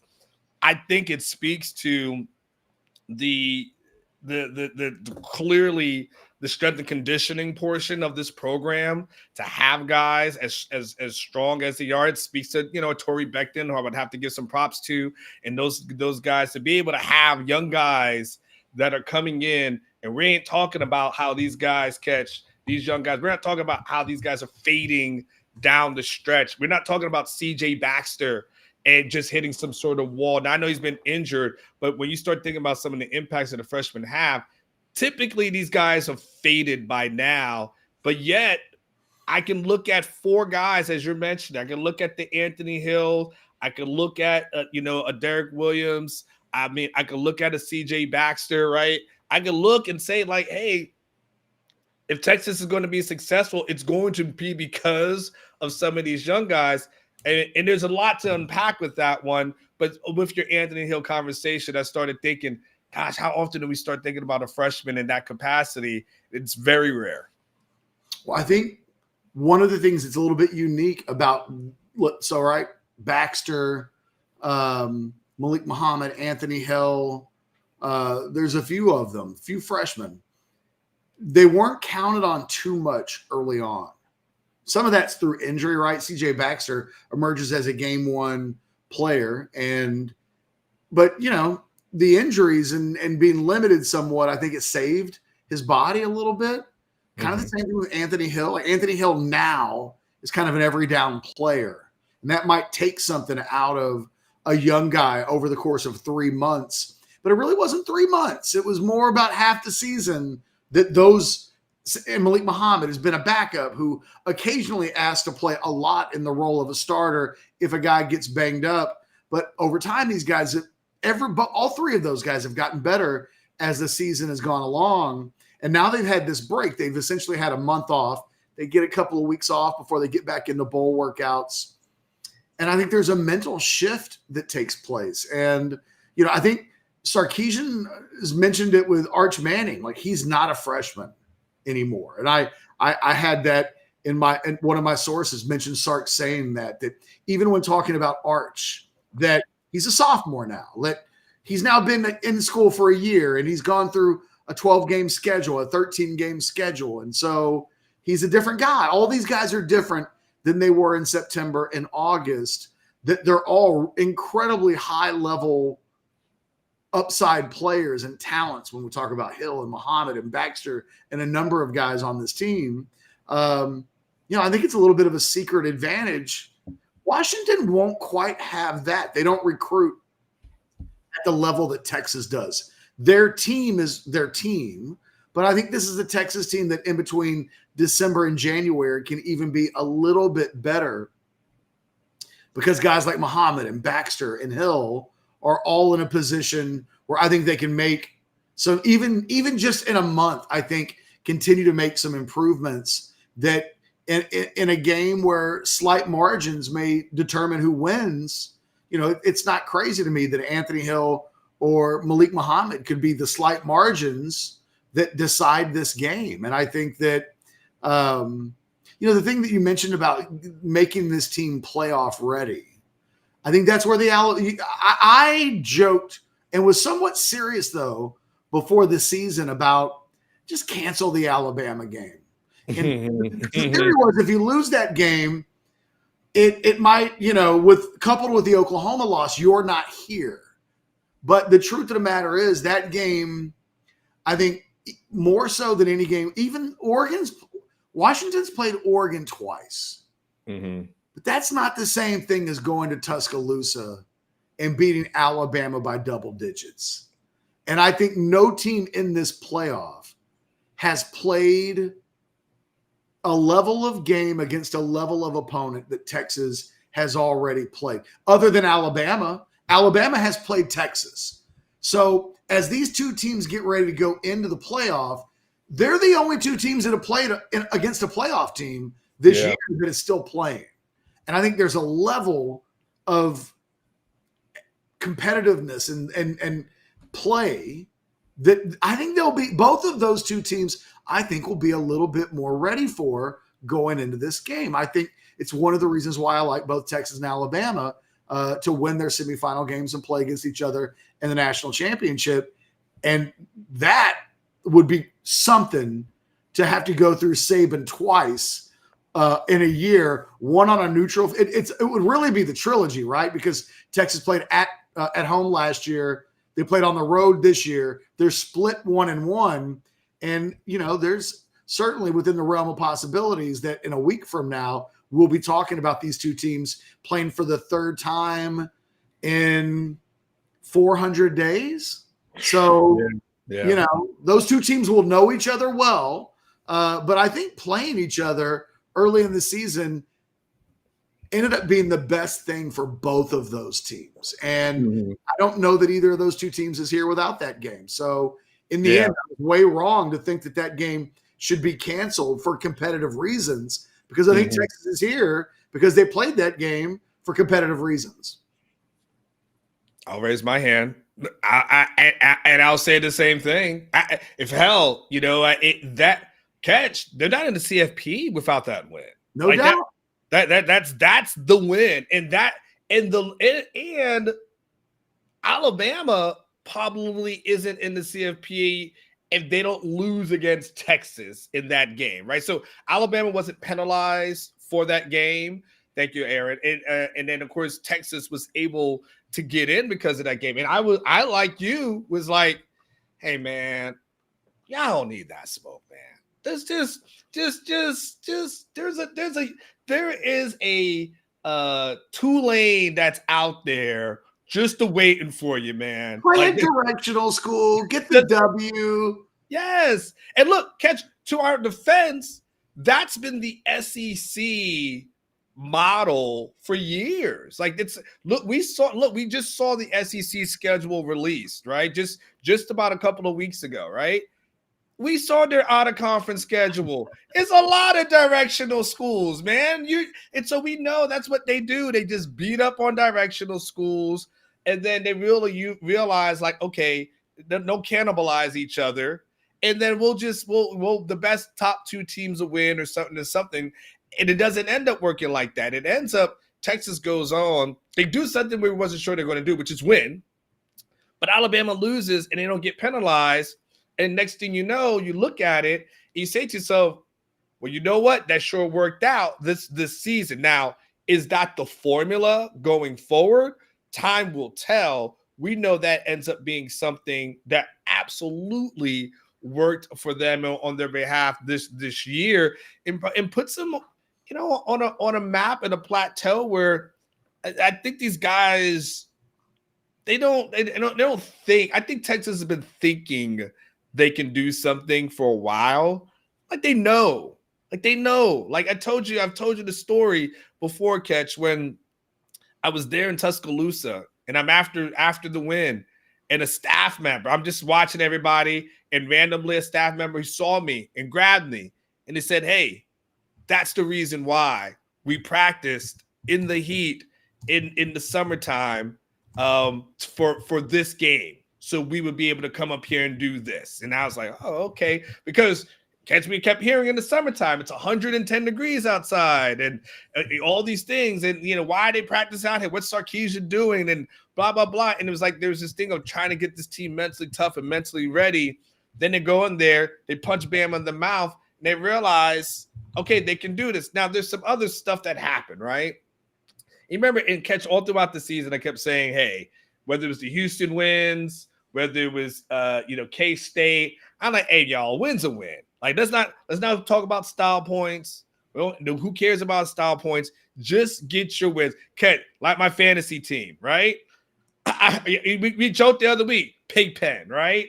Because I'm just bringing everybody down to my level. At that point, all that matters is a win, right? So they were able to get the wins, and they're able to get to this spot. And now we go into it saying, okay, we'll do it El Presidente, because I've got Aaron. We got a statistical comparison. I want to kind of break down a little bit with you, Texas. No, not yet, Aaron.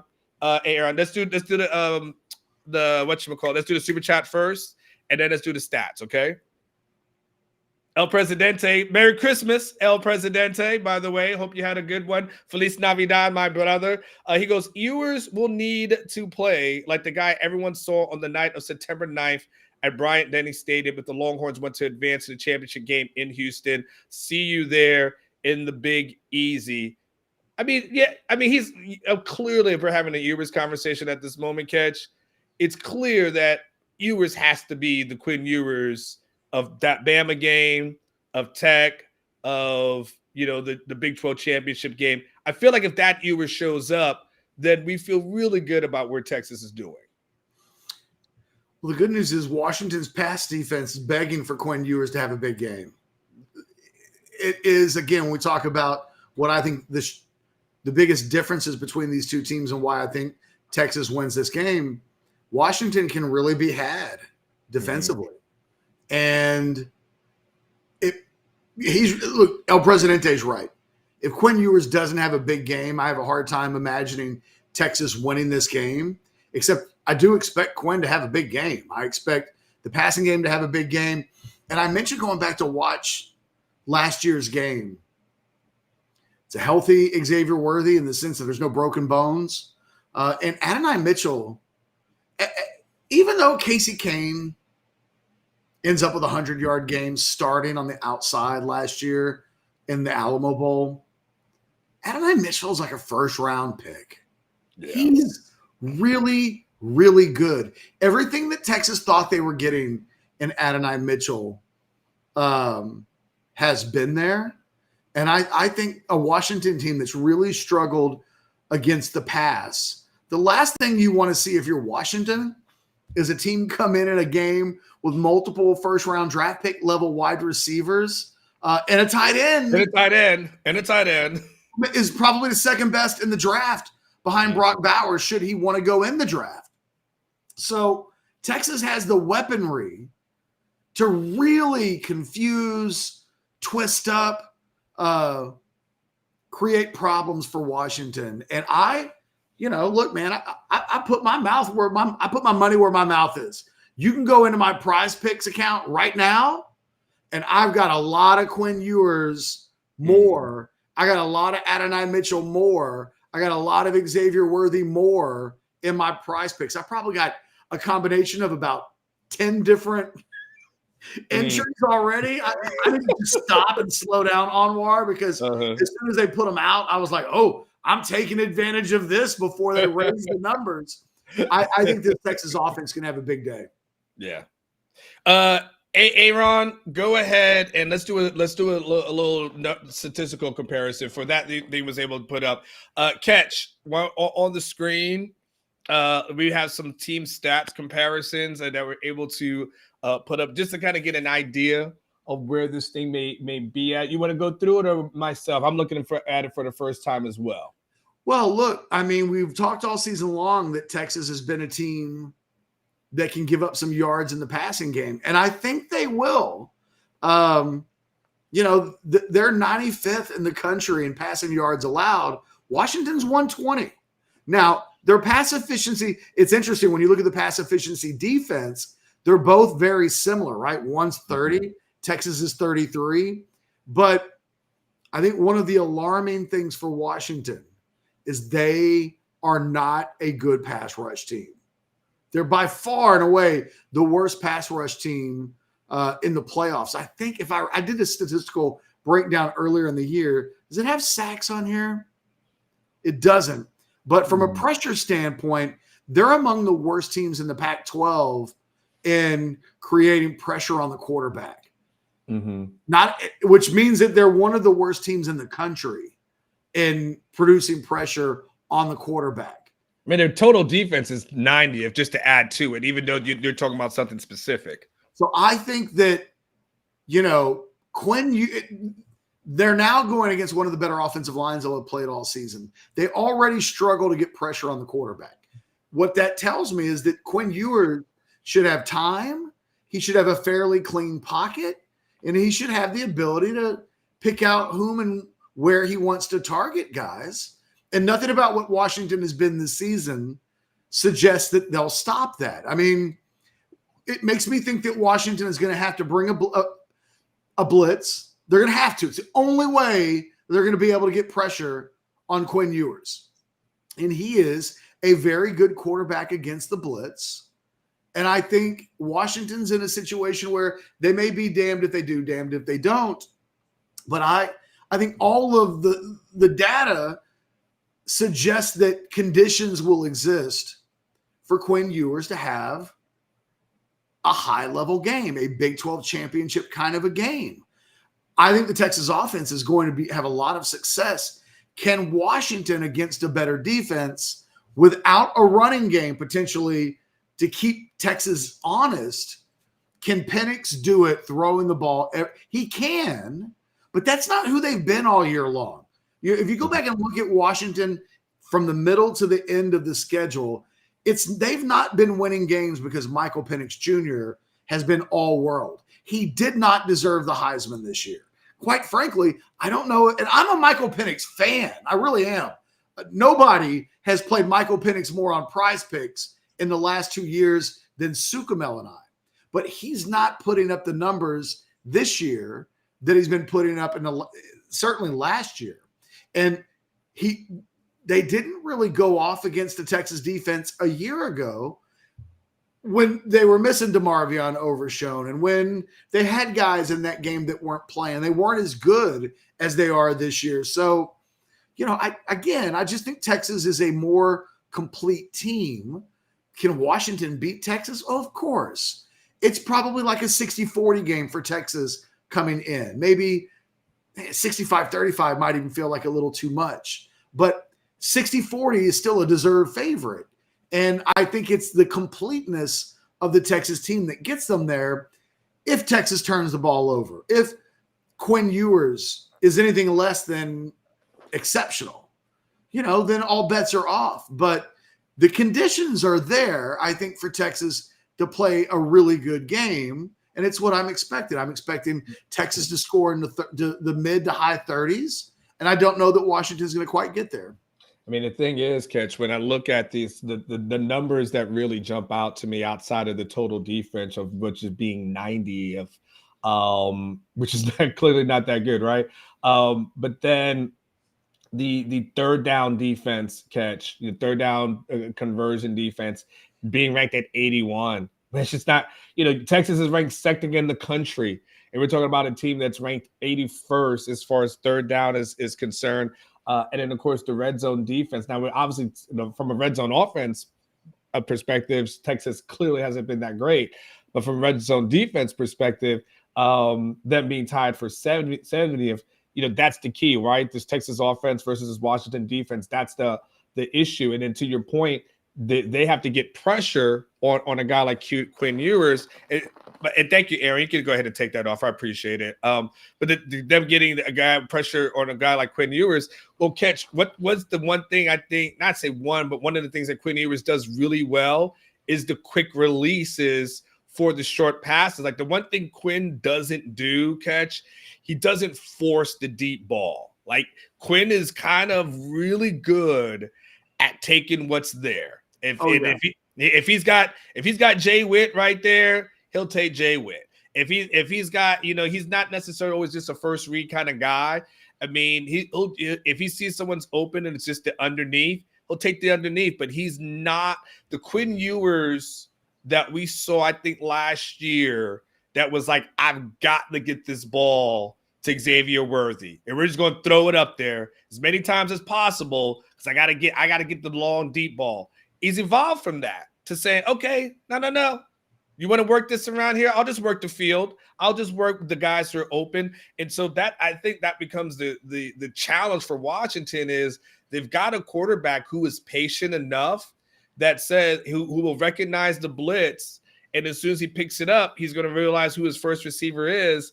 And it's kind of like we saw them moving with Big 12 championship game, right? It's almost, I would say it's methodical, but it just moved the ball down the field. And it's just one play, 5 yards, 7 yards, 10 yards, 8 yards, 3 yards, 2 yards. Like just keep moving down until that big play is there. So that in itself, it becomes a huge, I think, challenge for Washington and a huge advantage for Texas in its offense. And of course, Sarkeesian as a play caller as well.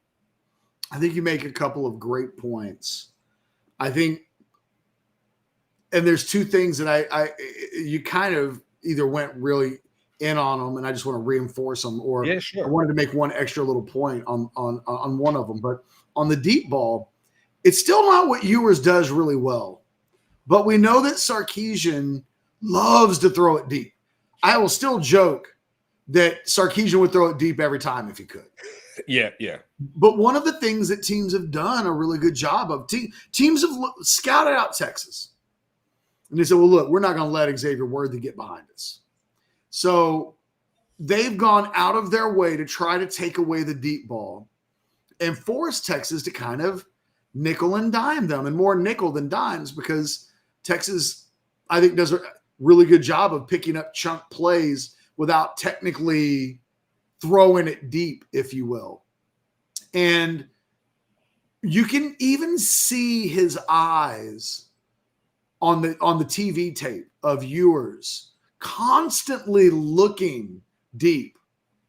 And I think the Ewers, like you mentioned, the Ewers from a year ago throws the ball. And it's probably an incompletion, right? Like they weren't efficient at all last year throwing the ball deep. This year, you can see his eyes look deep, and you can see him go, almost to his chagrin, go, it's not there. He's not forcing it. And it's like, okay, well, I'll just hit my running back out into the flat, or I'll whatever my checkdowns are. He's done a really good job of learning to be patient.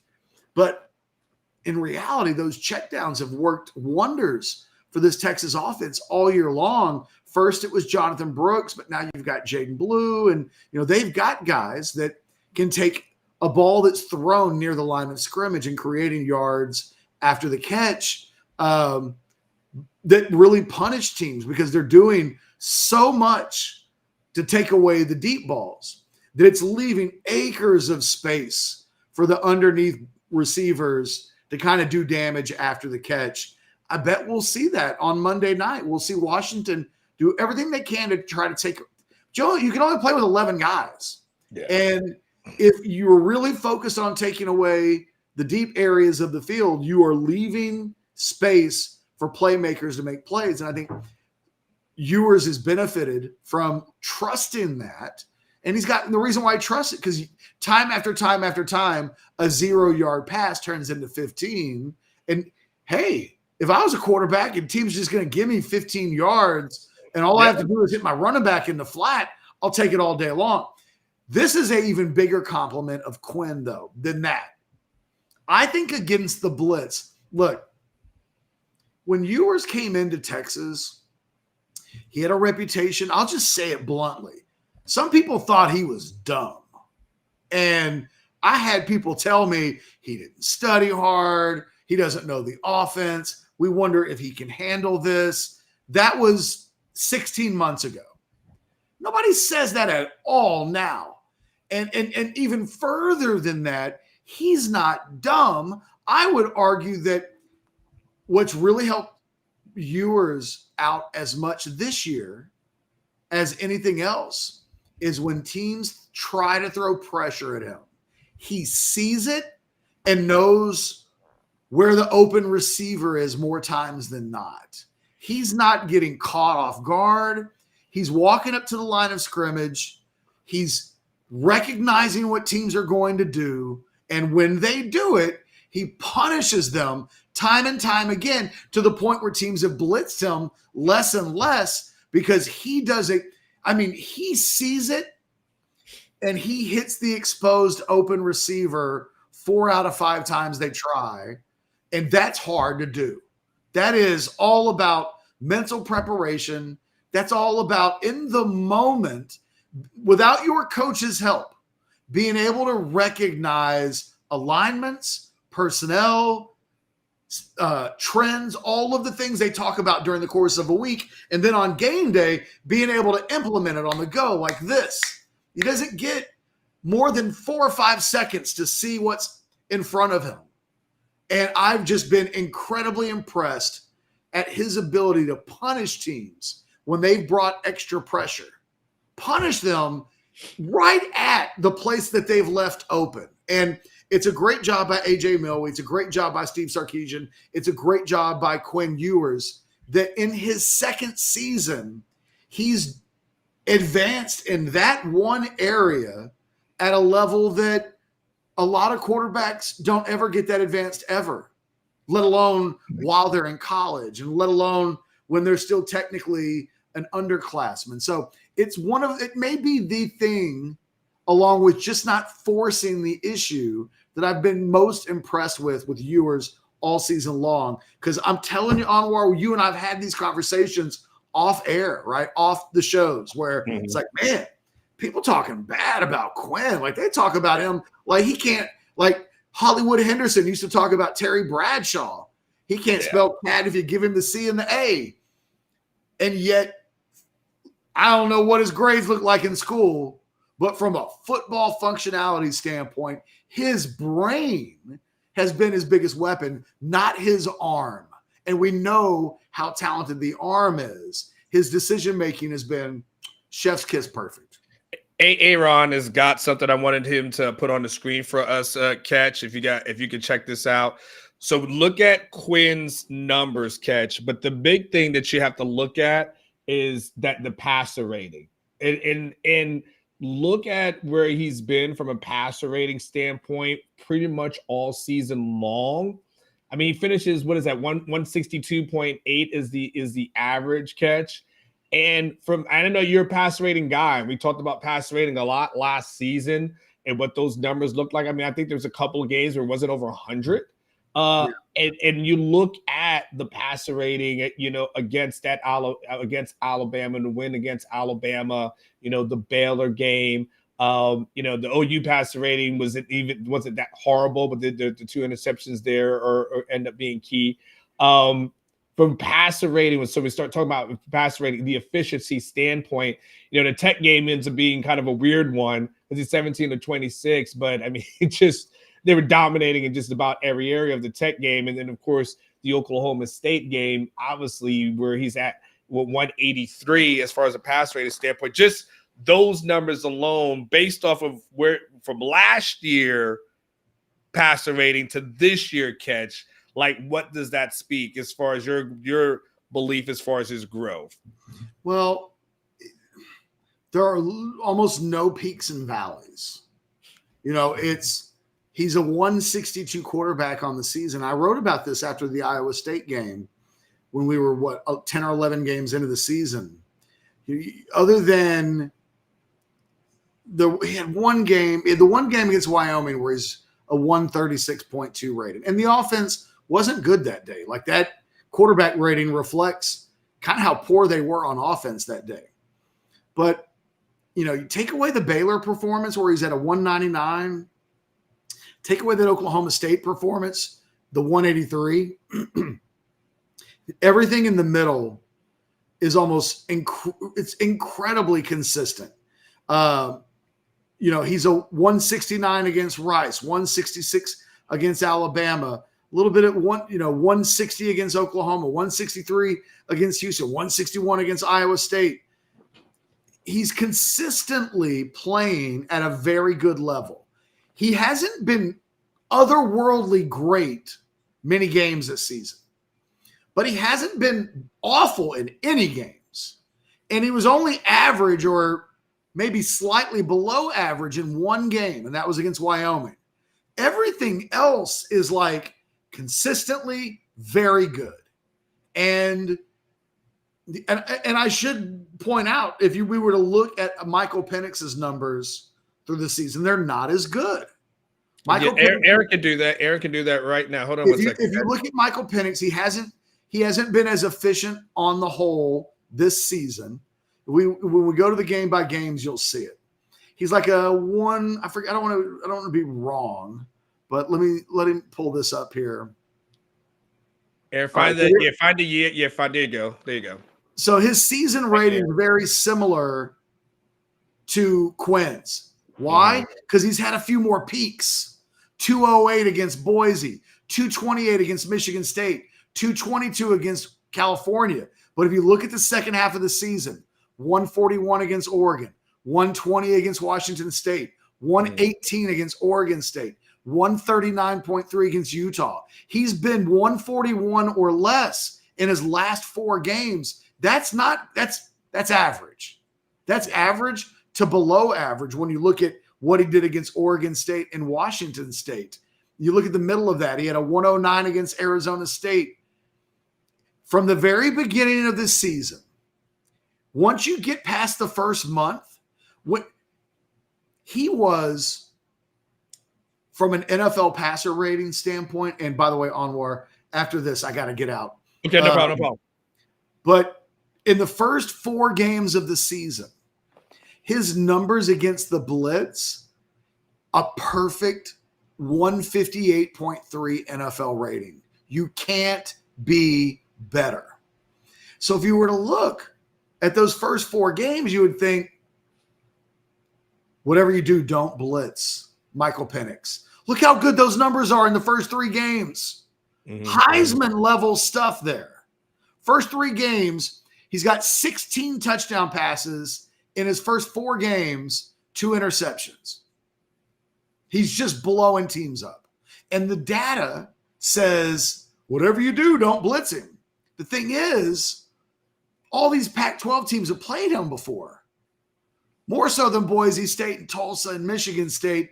They know what it's one of the more I'm really impressed that teams felt like they trusted what they've seen. Like their eyeballs might have told them one thing, but their intel told them another. And starting after that week 4, he starts playing teams that have better plans for the Washington offense. And he turns into just a pretty good quarterback. Not even above average in a large portion. Again, if in those first 4 games he was Heisman worthy, in the last 4 games, he's just okay. And I think the difference between him and Ewers this season is that Penix has been the guy who's been more of a roller coaster. One week he's a 170 guy, but the week before that he's a 100 guy. I mean, that is up and down. Yeah. Ewers has been consistently very good. You rarely see him. How many? Let's see. 1, 2, 3, 4. Well, they're almost all in the early part of the season. His 4 best games were all in the first 4 games. But, you just don't see the ups and downs with Ewers. And I think the steadiness. What Penix has to do is carry that offense. Ewers doesn't have to do that. They've run the ball well all season long. And for most of the year, they had Jonathan Brooks, who is arguably the best running back in the country. So Ewers hasn't felt the overwhelming pressure of having to do everything. And I think that pressure has gotten to Penix and that Washington passing game. And of the two passing attacks coming into this game, the better, more efficient, and dangerous passing attack is the Texas passing attack. Washington's good, and they've got 3 badass receivers. But look at the last month of the season. The Washington passing attack, teams have figured out how to defend it. Yeah. And if Texas follows what the Pac-12 teams have been doing with better personnel, I think Texas is going to get stops, create a turnover or two. They're going to win this game. There have been very few times this year where I've been as confident that Texas is they're the better team. They go into Kansas State. I thought that would be tricky. They go into Iowa State. I've been a guy, even though I picked Texas game by game, I'm 11-1 in picks this year. The only one I missed was the Oklahoma game. I guess I'm 12-1. But I was always thought some games might play closer than maybe we were anticipating. Not this one. I think Texas is going to win this game something like 38-28. All right, I know you got to get out of here. So somebody asked me, hey, what did you do with the real Ketch? The real Ketch doesn't talk this good about Texas and that bad about Penix. I think the real Ketch, I won't speak for the real Ketch. I feel like this is Ketch, but you tell me. I think you got to go in 30 seconds. Yeah, I mean, look, historically, when Texas isn't good, I point out that they're not good. When they're really good, I don't swim backwards. I go with the current. And they've been really good. And never forget who picked Texas to beat Alabama by double digits. This guy. This guy did. And they beat Alabama by double digits. So, and nobody could confuse me of being a homer. But I also, Anwar, when Texas beat LSU in the Sugar Bowl or Georgia, I always want to say LSU. When they beat Georgia in the Sugar Bowl with Sam, that was also a game where I thought Texas would win that game by double digits. They ended up not winning the game by double digits. It ended up being a 1-score game, but they had a 2-touchdown lead for a lot of it. You got to know when teams are ready and what and matchups and mentals. I love that the only thing Michael Penix remembers about that Texas game a year ago is that they won. I think it benefits Texas. There's a little bit of an extra security blanket that Washington thinks it has because they beat Texas a year ago. I think pretty soundly. I mean, it only ends up being a fairly close game because of a Hail Mary at the end of the game. This is not the same Texas team. Mm-hmm. Ask Alabama if you think, same old. I think the only game all season long, Anwar, where Texas didn't have this advantage was the OU game. They went into that game, I think, thinking what Alabama and Washington were both probably thinking. We've seen this outfit. We got this.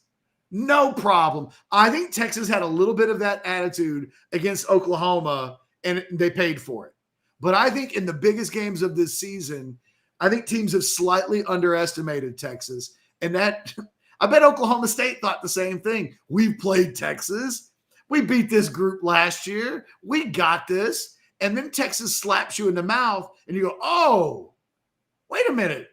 93 wasn't this good last year. Well, he is this year. And remember said with a lot of guys. Gundy said when he asked about the front four, he said, I will block them like we always have. Like, to your point, we've seen this before. We could do this. It's no problem. And next thing you know, you F around and you find out. That Washington offensive line's like, we handled these guys a year ago. Yes. What are we worried about? Okay, cool. Think that. Trust me, you will find out on Monday that this is a different Texas team. All right, Ketch. I know you gotta go, so go ahead and run. You and I, brother. Good luck in the fantasy game. I whatever money I get, I'm happy with. I don't care. Here's the thing. This is going to be this is it. I'm convinced of it. I need it to be. If I win, it'd be awesome, fine. But if you win, there will be something romantic about us with Thelma and Louise this together. Yeah. Because when you first joined the league, I was such an asshole because I didn't care if Anwar won the league in any year other than the first year. Because we have a tough league. And the idea that somebody just comes into the league and wins it in year one, I just couldn't have that. I couldn't, especially because I had lost like horrific championship game losses, I think both of the previous 2 seasons. If you win, I can live with that. It'll actually be kind of funny that I would lose in my final game to you after I invited you into the league, treated you so poorly in year one, only to never really see you get quite that close ever again until the final year where we're both in it. Like I said, if you want to chop the pot, I've never been one. I always like to go for the first place. Fuck it. Let's go for it. We'll go for it. Let's go for it. Let's just go for it and have fun. I'm so mentally free of it. I'm open-minded to anything. Yeah, whatever I get is what I get. I didn't expect to get anything. I was like, I'm done with this. I told you in week 2 I was done with fantasy football. All right. So to be in the championship game versus you, we'll figure it out. We have plenty of time. I'll figure out I don't even know when the waiver. Christmas is getting paid for no matter what. Hell yeah. It's free money to me at this moment. 10 years ago, I bought myself a new television set. So, nowadays, $600 can buy you a 70-inch television. So I'm good on anything. You've had kids going to Paris. Like you need a little bit of a windfall. Here it comes. How about I could buy something for myself? I bet you know what it's like, kids are this, kids are that, dating, all that. How about just something for me? Like maybe I want to have some new sneakers because I haven't bought myself a pair in 3 or 4 years. Just something simple like that. I like it. All right, brother. We'll talk soon. Thanks, Ketch. All right, man. You have a good Monday.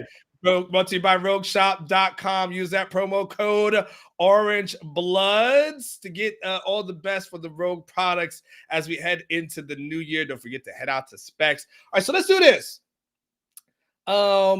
We haven't done buy or sell. Done buy or sell in over a week. It's been a long time.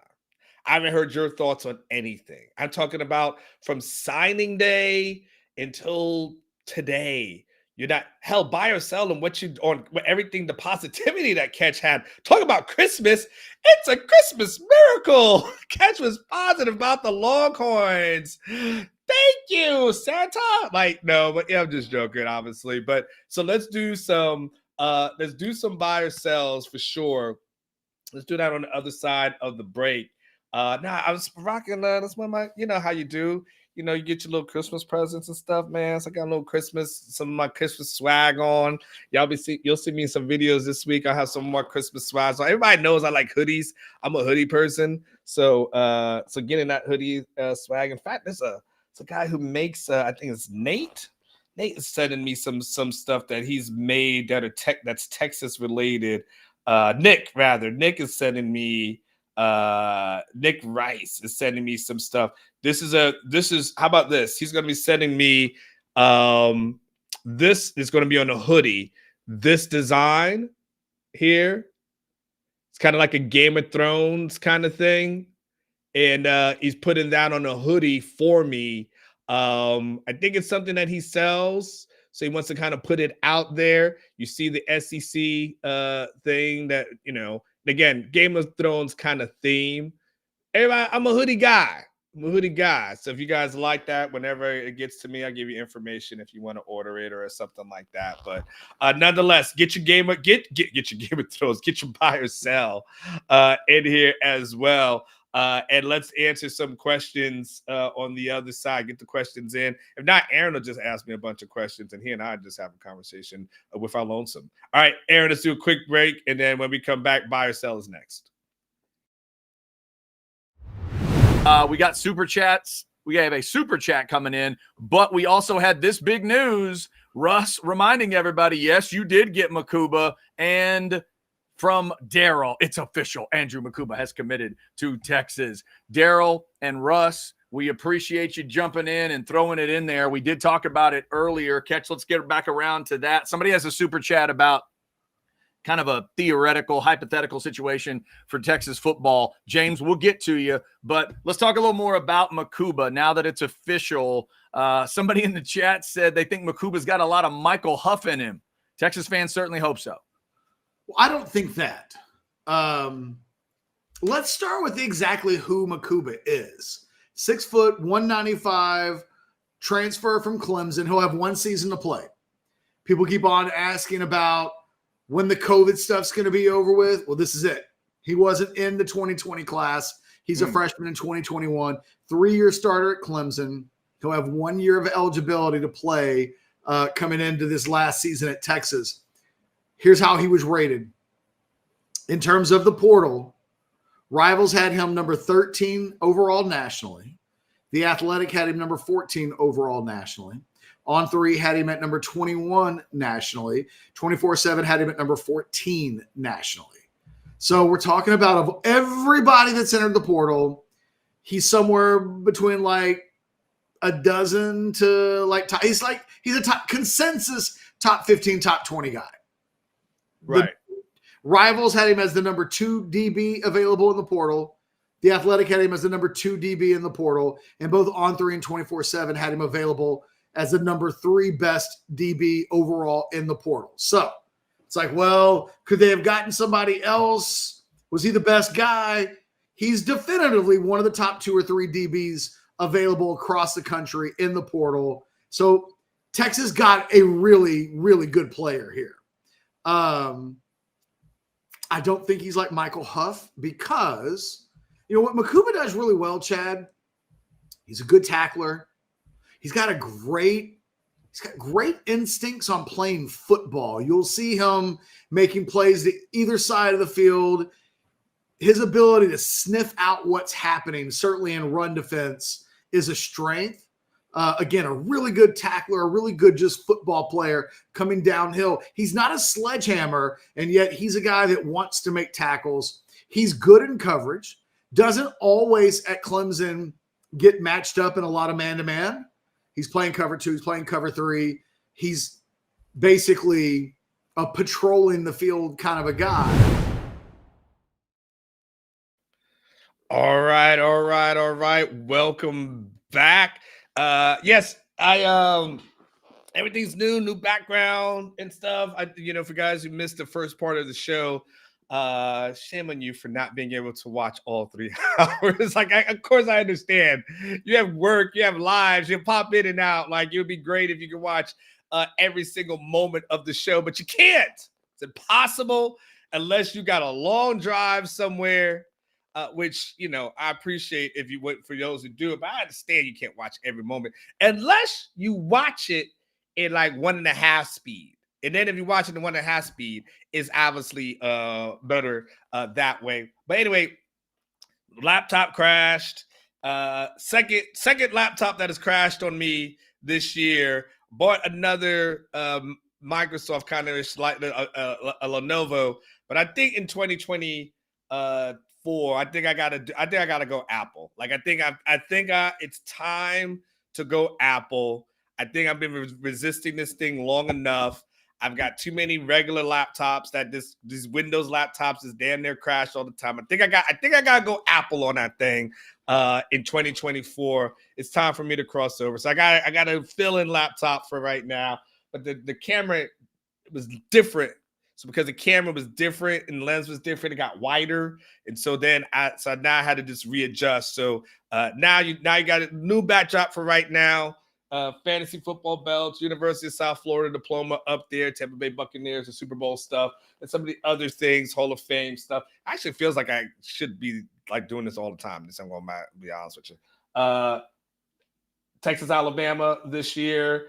Texas, Oklahoma, 49-0 this season, 2023, and your Big 12 championship game is right here. So things that should hopefully make you smile. And then when Texas wins, Sugar Bowl will be somewhere around here. And then national championship in Houston will be at some point as well. What's the option? What's he got going on? Aaron, what's the? I mean, if he wants to, sure, I don't mind. Does he have something going on? He wants something to talk about? No. Oh, it is Tuesday. I forgot about Jason. Can you send him a link? No. Send him the link. I totally forgot about Jason. Oh, man, guess what, y'all? Man, I'm so thrown off. Jason Suchomel usually comes in at 10:20, and I totally forgot about Jason Suchomel. But it is time for Jason Suchomel. So he's at Aaron was asking me, he's like, about Jason to come on. Like, for what? What's he want to talk about? Wait, was he? But I forgot about Jason Suchomel. I totally forgot it's Tuesday. I get my mind right. Damn. That was disrespectful, JD. Too much of everything. All right, well, I forgot that Jason Suchomel is going to come on, but nonetheless, let's go to our Speakeasy Lounge and bring in my coworker.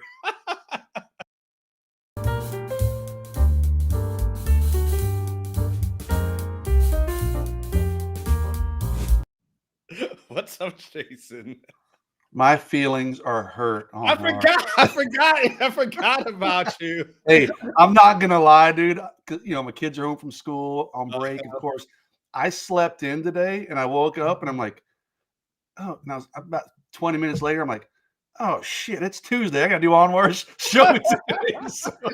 And I was so in my like Monday mode because I had Ketch on the show on Monday, and so he came on today. So in my mind, I was still, even though it's Tuesday, I was thinking today's Monday, and I totally forgot that today was Tuesday. But surprise! So with you. Christmas just threw me for a loop. How was the Christmas with the family? How did everything go, Jason? It was mostly good. No real hiccups. My Christmas Eve, dude, my son comes in. He's like, "Oh, I got 100-something degree fever." Like, oh, great. So but he powered through it. He's pretty good. But now I think my wife and my daughter are sick, so I'm kind of just hunkered down in my little corner of the house trying to avoid it, dude. But all in all, it was a good Christmas, dude. How about you? Maximus got sick on Christmas Day. I feel like our families are like synced. Like every time one of my kids gets sick, you're like, one of my boys is sick. See, Dooley Manjo's over here, so he was sick on Christmas Day, and then he was barely. It was one of the most pathetic attempts at a smile. Like he was trying to be into it, and you could tell he was happy, but he also has the flu, so he also had like the chills and stuff. So he's like, it's like it. So he wanted, like, I got him like a GoPro because he wanted one of those. So you got to think like he would be so excited. He was like, yeah, thanks, Dad. I'm like, dude, just first of all, Lysol, get your nasty butt away from me and go from there. Hey, Jason, let's start here because I want to kind of put a ribbon and bow on some things that have happened since signing day, and then us kind of talk a little bit about Texas, Washington. I do want to start with you from Aaron Butler, who Texas gets a commit kind of after signing day is concerned. I need some background on Aaron because when I read about it, it's a little confusing. I'm reading that he was a USC and a Colorado commit. I'm also reading that he sat out for a portion of his senior season. He doesn't sign right there on signing day itself. He commits to Texas, but he's never taken a visit here. I'm a little confused. So it just came, but apparently he's a hell of a player.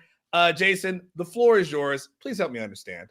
Yeah, I've never talked to Aaron Butler. He and I were texting last week, and whatever, dude. His text messages were even driving me crazy. I'm sure he's a nice kid, Anwar, but that dude was driving me batshit crazy last week, and I'll tell you why. So let me start with, so Aaron Butler, you you summed it up pretty well. He was a one-time USC commitment a long time ago. Okay.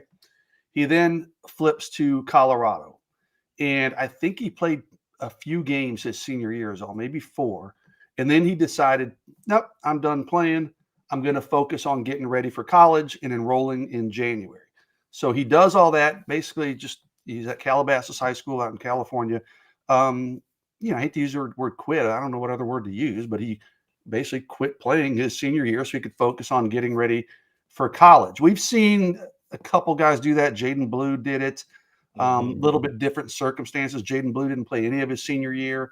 There's some other stuff there. This dude just decided a few games into his season he didn't want to play. And then he ends up decommitting he goes through all that to get ready for Colorado. He decommits from Colorado about a week and a half, I think, before signing day. Texas comes in, and signing day, the window was to paint the picture was from Wednesday until Friday, right? Wednesday, 7 a.m. till Friday at midnight. Texas comes in, I think it was Wednesday night, late, might have been Tuesday night. I don't remember exactly, and formally offered him a scholarship. Well, he's looking at Arizona and Washington as the other school. He ends up not signing anywhere on Wednesday. He doesn't sign anywhere on Thursday. My dumbass thought my work week was mostly over on Wednesday. Friday, he says, okay, I'm going to sign on Friday. And I said, can you text me? Do you know what time? Nothing. He didn't sign until like 10 o'clock Friday night, which means I literally basically could not leave my house until he signed because, God forbid, I'm not doing Christmas shopping or buying groceries for the Christmas weekend or whatever, and he signs, then I'm kind of screwed. So, yeah, it was a little bit like Ketch and I were like, come on, man, this kid's going to like drag this thing out till midnight. But he signs with Texas. I'm hoping to get in touch with him maybe even today, and who knows, maybe I'll talk to him and be like, oh, my God, it's amazing. But it was a little dramatic for me, and I'm like, come on, dude, it's Friday. It's a few days before Christmas. Let's just wrap this thing up. But tremendous player. Like I talked to some West Coast people. They kind of compare him to Xavier Worthy, just in his frame. Maybe he's not quite as quick and as fast as Worthy, but he is game speed fast. And if you watch his film on Martin, there's not much of it. Like I said, he didn't play much his senior year. But this dude, when he gets the ball in his hands after the catch, I mean, he's electric, man. You just can't tackle the guy hardly. So really good pickup for Texas late. He's a Rivals 250 member. They needed another wide receiver. He's a little bit raw just from what I've seen there, but they'll coach him up and get him ready, but just a dynamic playmaker and a really good late addition to the Texas class. The other addition I want to talk about, just so we just put a ribbon and bow on everything, was the Trey Moore addition as well, the UTSA edge player. Just kind of get your thoughts on him finally committing. I think we've been waiting on that, kind of been expecting that, but finally the commitment of Trey, and not kind of your thoughts of adding him in the mix. Yeah, dynamic edge rusher. I mean, the productivity is off the charts. He committed on, Christmas was Monday, so it was Saturday.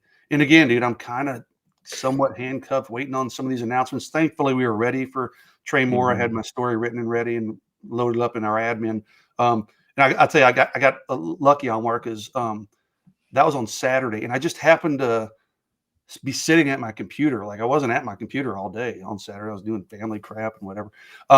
But I just happened to be sitting at the computer, and boop, it popped. The commitment popped. I'm like, hallelujah. I'm right here at my keyboard. So made that story live, and I'm like, I'm out. But yeah, really dynamic edge rusher, ultra productive for UTSA. He's from Smithson Valley, right down the road from Austin. Alabama really wanted him. He visited Alabama, of course. I just was told from the get-go, like, he just wasn't feeling Alabama the way he was Texas. So I think Alabama tried to make it interesting there late, but he's a really good player. Like, the productivity, at UTSA was what really catches your eye. Obviously, it's going to be a jump up in competition, but I mean, this is a guy that I think can really come in and help the defense, the Texas defense. I mean, he's the type of guy that probably could come in and take somebody's job away and be a front end starter for Texas. So, Texas hasn't hit the portal like just a ton, like a lot of schools. They've got 3 additions, but they're all 3 really good players that, Sark has kind of said that in his press conference, right? He's like, hey, we're not just going to, take them in bunches. We're going to be real selective. They got to fit our culture. They've got to fit a need. And these 3 guys that Texas has secured, brought in or bringing in, I guess, all certainly fit a need, and I expect they'll all be day one contributors and probably even day one starters, all three of them.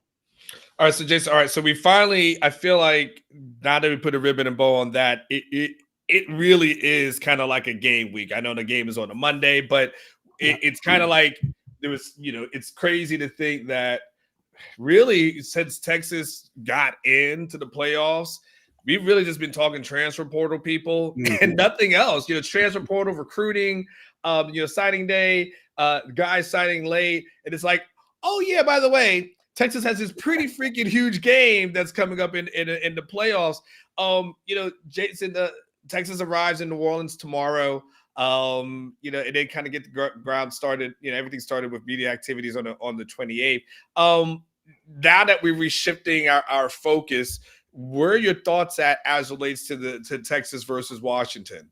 Yeah, I'm kind of with you. Like, weirdly, I don't want to say the game snuck up on me, right? Because we all know the huge game coming January 1st, blah, blah, blah. But you're right. My focus has been on recruiting, the portal, signing day. There's still some guys that are going to chase till February, so I'll be tracking those guys. Obviously, Christmas with the family. So today I'm kind of getting back into work mode, and I'm like, oh shit, I got a game. I got to start worrying about a game preview and all the things that, to get ready for, just get mentally prepared for this game. My mind, I'm just ready for it to get here, dude. I mean, so when are you going down there? You said on the 28th? So Tomorrow. Tomorrow. Okay. Yeah, tomorrow. I will be, well, actually, I'll be home for that game, but then the next day I go down to San Antonio for the All-American Bowl week down there. So I might be watching the national championship game. Yeah, maybe watching that from down in San Antonio. But anyways, I'm just excited. Like I was talking, actually, last night I hung out with my neighbor and good friend of mine, and the commercial came on for the games, and we were just like, he said, he goes, man, I'm just so excited. Those should be such good games. And I go, yeah, I kind of feel the same way. Obviously, I'll be kind of in a working mindset, but I'm just excited for some good college football. It's exciting to have Texas be a part of it. I mean, we haven't had this luxury in a long, long time. So, we'll see. I want to do the matchups later this week, probably Thursday or Friday is when I'll kind of really dig in and write those up and break them down. But, I still think Anwar, again, I keep saying I'm a sucker for good offenses, right? And both these teams have good offenses. Texas can have a good defense from week to week sometimes. I'm a sucker for good offenses, so I'm expecting a fun, exciting, high-scoring game. I think it's going to be a wild one. I'm excited for it, dude, and I'm just kind of ready to hit the fast forward button and get through the weekend. And more importantly than the Texas big game, you and I are both in our fantasy football channel. You made it too. I did. Brock Purdy sucked. Thank you, Brock Purdy, for sucking last night, and I've got into my championship round. So congratulations. Well, of course, I'm playing Ketch. So that's who you played last week? No. That's who I played in the championship game. Oh, he made it? All that bitching and whining, and he made it. Are you kidding me? I'm done with fantasy football. No. Hey, let me ask you, man. I know we're getting sidetracked. Do you truly think he's going to be done with fantasy football regardless of what happens? I think he's full of crap. I think I think he's in his feelings at this moment, and I think come next year rolls around, he's gonna go back. I feel like I've got Ketch kind of figured out for the most part, and I think he's in his feelings right now. He swears he's done. He swears he's riding off in the sunset. I think he's doing some sort of reverse jinx thing where he's trying to say he's like, Anwar, I just want you to win it. It'd be so ironic if you would win it. Yeah, and I'm like, come on, Ketch. She's like, we saw how he was acting on Slack yesterday. Oh, my world's coming to an end, and the fantasy football gods are out to get me, and I'm getting screwed. And F this guy, and I hope metaphorically, I hope they die. He said, I don't believe him. It's the Ron Burgundy. I don't believe you. That's where it is for me with Ketch. I didn't realize he made it in. That's hilarious. So you he's full of crap. Aaron, you remember those Texas Washington stats that I had before? Can you put those on the screen for Jason? Jason, I'm gonna put this on the screen. You kind of put there when you look at some of these numbers. I know I'm throwing it to you in real time. I want to see what stands out to you because I'll be honest with you, the Washington defense. And when I look at those numbers stand out to me where you look at total defense, third down, things like that. But I want to see, as you are in real time, when I give you a Texas Washington breakdown, what kind of immediately pops up to you? Yeah, two things. The defense. I mean, you look at those rankings. 90th in total defense. This is Washington, of course. 120th in passing yards allowed. Now Texas is 95th in passing yards allowed. But the other thing that really stands out on more total offense. Texas is ahead of Washington in total offense. Yeah. Like I seriously had to just double check that. I would have never guessed that. I mean, I just think of Michael Penix, throwing them 300 and something yards every time he turned around. But the rushing yards, obviously Texas has a sizable advantage there. You look at that passing offense, look at the first three. You look at the passing offense compared to the rushing offense. It's like the passing offense is their offense because the rushing offense is almost non-existent. But what's funny? Like I don't know, see it on here. Like I don't know what like their team yard per carry. They can run the ball, but they're just they're a pass first offense for sure. But if you can keep Penix from getting in a rhythm, then Texas has a great chance. Obviously, that's going to be applying pressure in the backfield, and you can't just let him sit down there and pick and choose between all. He's got three dynamic receivers. But I mean, as I scroll down, even penalty yards. Well, they are the fewest penalty yards per game. That's confusing. So, I'm a little surprised. I don't know why. I think of Penix and Odunze and Polk and those receivers, and I have not even digested the stats. I would have not guessed that Texas would have been ahead in total offense, but that just shows you how much better of a running team than Texas is than Washington, and just their pass defense. Texas is 24th in turnover margin. Washington's 62nd. Red zone defense. Washington is 70th. Texas is 3rd. So, that's an interesting one to me, the red zone defense. That tells me if Washington's going to score, and they're capable of doing this, but they're the type of team that may score, they're not probably going to grind it in from inside the 20. They're probably going to score from 25, 30, 40 yards out. But, Texas can get them in that red zone and if they get to the red zone, just buckle down and force some field goals instead of touchdowns. That bodes well for Texas. So, some interesting numbers in there that I wouldn't have expected for sure. Yeah, the thing that's standing out to me is that from a defense. And so that's three things on defense, right? The total defense for me, them being 90th, spoke out to me. The third down conversion defense being ranked at 81st in the country, that stood out. And of course, their zone defense being tied for 70th. As well. And we know Texas is really good on third downs, and we know they're really good from a defensive standpoint. Of course, Texas' red zone offense is 89th. So that's the interesting part, though. That's what I was just going to mention. Red zone offense versus red zone defense. It's almost like you have like two sea fighters, Jason. It's like both are kind of bad. And so it's like, well, who could win this, tallest short person contest? That's almost where that red zone. It'd be very interesting to see what either one of those guys can do. Yeah, I agree. But I think the Texas offense has got it kind of rolling here lately. So some of that is based off of really bad struggles early on. So, these bowl games are always interesting to me because it's such a long layoff. Are we going to see any rust from either team? Who's going to come out and just, be in click, from the get-go? Bowl games are always tricky for me to predict just because, a month-long layoff, it's kind of hard to know. I mean, yes, they'll be motivated, they'll be pumped up, they'll be excited, they'll have a lot of adrenaline running through them. But does that mean they're going to be clean and crisp and on? The timing's going to be great. You don't know that necessarily. Yeah, no, absolutely. So, Jason, obviously, as we start, barreling down, this week is one of the questions I posed to Ketch, and I just want to kind of get your thoughts on this thing is that. Sark talked a lot about building a team that can compete for a championship. And he talked about, hey, when they got here and they were just a Big 12 team, they viewed it like, hey, we got to build a team that can compete against the SEC for us to get in the playoffs. And, and then, of course, eventually they cross over into that. Now, this is not an SEC team, but do you feel like you can kind of see the fruits of the labor? Like, the Sark and those guys, they built the team that would be ready for this particular moment. Yeah, I think so. I mean, and I think not just this moment. I think they're building a team that's going to be ready for these moments every year moving forward. I mean, these recruiting classes, they keep stacking together. I mean, this is the number 2 ranked recruiting class they just signed last week, and number 2 ranked comprehensive class. You're talking recruits and transfers. So, they keep doing that consistently. It's 3 years in a row. That's how you build championship programs. Do I think this is a team that can compete, right now?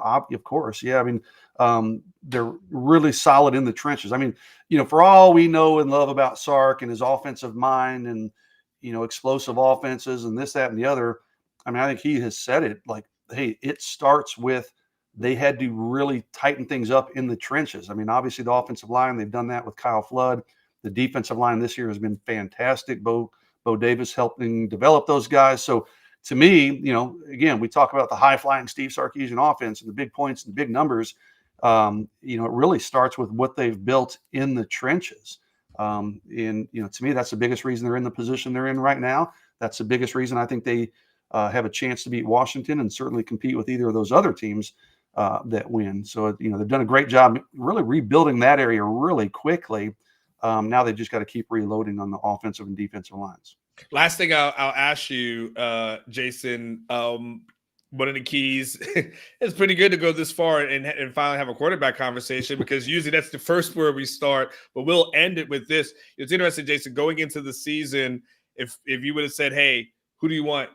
Quinn Ewers or Penix? A lot of people probably would have said, I'll take Penix on this one. But the way Quinn has played, especially over the last few games, it seems like he's maybe has hitting another level, hitting his stride, being able to take the underneath, not force things, just seemingly been consistent all year long. I'm just kind of curious of your thoughts on Quinn, not only this season, but really your thoughts on him against Penix, and of course more importantly the Washington D.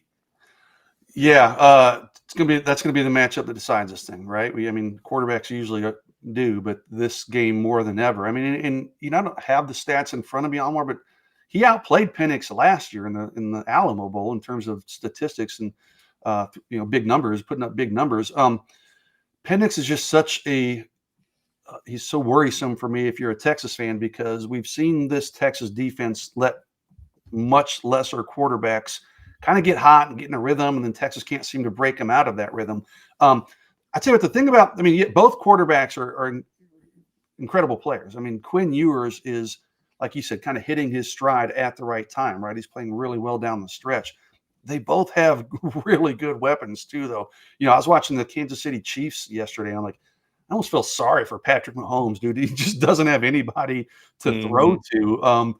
And these two guys are the complete opposite. They both have multiple dynamic weapons to kind of get the ball to. So as good as they are, they get a lot of help from their wide receivers, and Texas case the tight end and the ground game at Texas. But yeah, if you're asking me to pick one, like let's say I'm building a team. That's a loaded question. If I'm building a team, I'm taking Quinn Ewers. He's younger. I think he's got a higher ceiling. Who's the better player for one game right now? I still would probably lean Michael Penix, but I do think the Texas defense can combat that a little bit. Okay. I think the Texas defense is better. I think Quinn's going to have tremendous success against you saw the stats there, and not a great Washington defense. If I'm an NFL GM, I'm drafting Quinn Ewers over Michael Penix. That doesn't mean I think for one game right now, I think he's going to necessarily be better. But I think Texas can win this game, even if Penix is a little better than Quinn Ewers, because I think the Texas defense can shut some things down. We saw the red zone stuff. I think Texas can run the ball, and I think Quinn's going to be really good. I think he'll more than hold his own in this game, and those factors combined is why I keep going back and forth, dude. I'm going to make my official prediction, obviously, later this week. Yeah. Initially, I was with Washington. Then I was like, what? I don't know, man. This Texas defense, I was kind of favoring Texas, and now I'm kind of back with Washington. I just keep going back and forth, dude. The only thing I feel comfortable saying is I think it's going to be a fantastic game. I think it's going to be a 4-quarter game. Might be one of those games whoever has the ball last, man. So, I'll make my official prediction later in the week. But, yeah, I think Quinn will more than hold his own in this game, and I think Texas will put up a lot of points, but I think Washington will too. All right, Jason, I'm sorry for forgetting you, but hopefully you forgive Easy me. to do, brother. Easy to do. So, yeah. All right, well, go back to that sick house and avoid everybody there. Just put all your swim moves on. Sounds good, Omar. Merry right. late Christmas to you, brother. Merry great Christmas to you as well, Jason. Jason Suchomel, orangebloods.com, our recruiting guy, doing the damn thing as always. Aaron, how many buy sales came in? Did we have a lot or not? Nah. Okay, but then Aaron's like, "Yo, you can kill that segment." All right, well, fine. We won't worry about it. All right. Well, listen, y'all. This is it. This is it. This is the end. Like Boys Man said, we're at the end of the road. Still, I can't let go. It's still natural. You belong to me, and I belong to you. However, we got to end this thing. So, we'll see what's going to happen this week. I got to make. I don't know. I'll be honest with you. I don't know what the show's going to look like for the next couple of days. Hopefully we'll figure out something, but I do know I have media availabilities throughout the day. So that portion, or the users during the day. So that portions are going to be really, really interesting to say the least. So we'll figure that thing out. But nonetheless, I will be back at some point on this channel at some point this week. I'll be seeing some of y'all down in New Orleans though. I'll be seeing some of y'all down there. Some of you guys will be there. So I will be there. I should be there tomorrow at some point. Don't think about it. I got security system all around the house. I'm just saying, I feed the dogs gunpowder so I can devour all the criminals trying to drop my decimals. I've got you covered. So don't you think you're gonna do what you're gonna do. And my neighbors are nosy as hell, so you don't want to come around here. But you guys enjoy yourself, man. Happy day after the holiday for you. Happy Kwanzaa for those of y'all who celebrate that. And I hope you guys enjoy the rest of your holiday week. All right. Until then, thank you, Aaron, for producing behind the scenes. Thank you, Jeff Ketchum. Thank you, Jason Suchomel. Don't forget to join House Divided at noon. Like this video if you made it this far. Subscribe to the channel if you have not. We pushed over 18,000 subscribers. Let's go ahead and keep that number going. So subscribe to the channel if you haven't. Yeah, baby, I'm awesome about that. Dale ATX. All right, until I see you guys again soon. Remember, I'd always say, live each day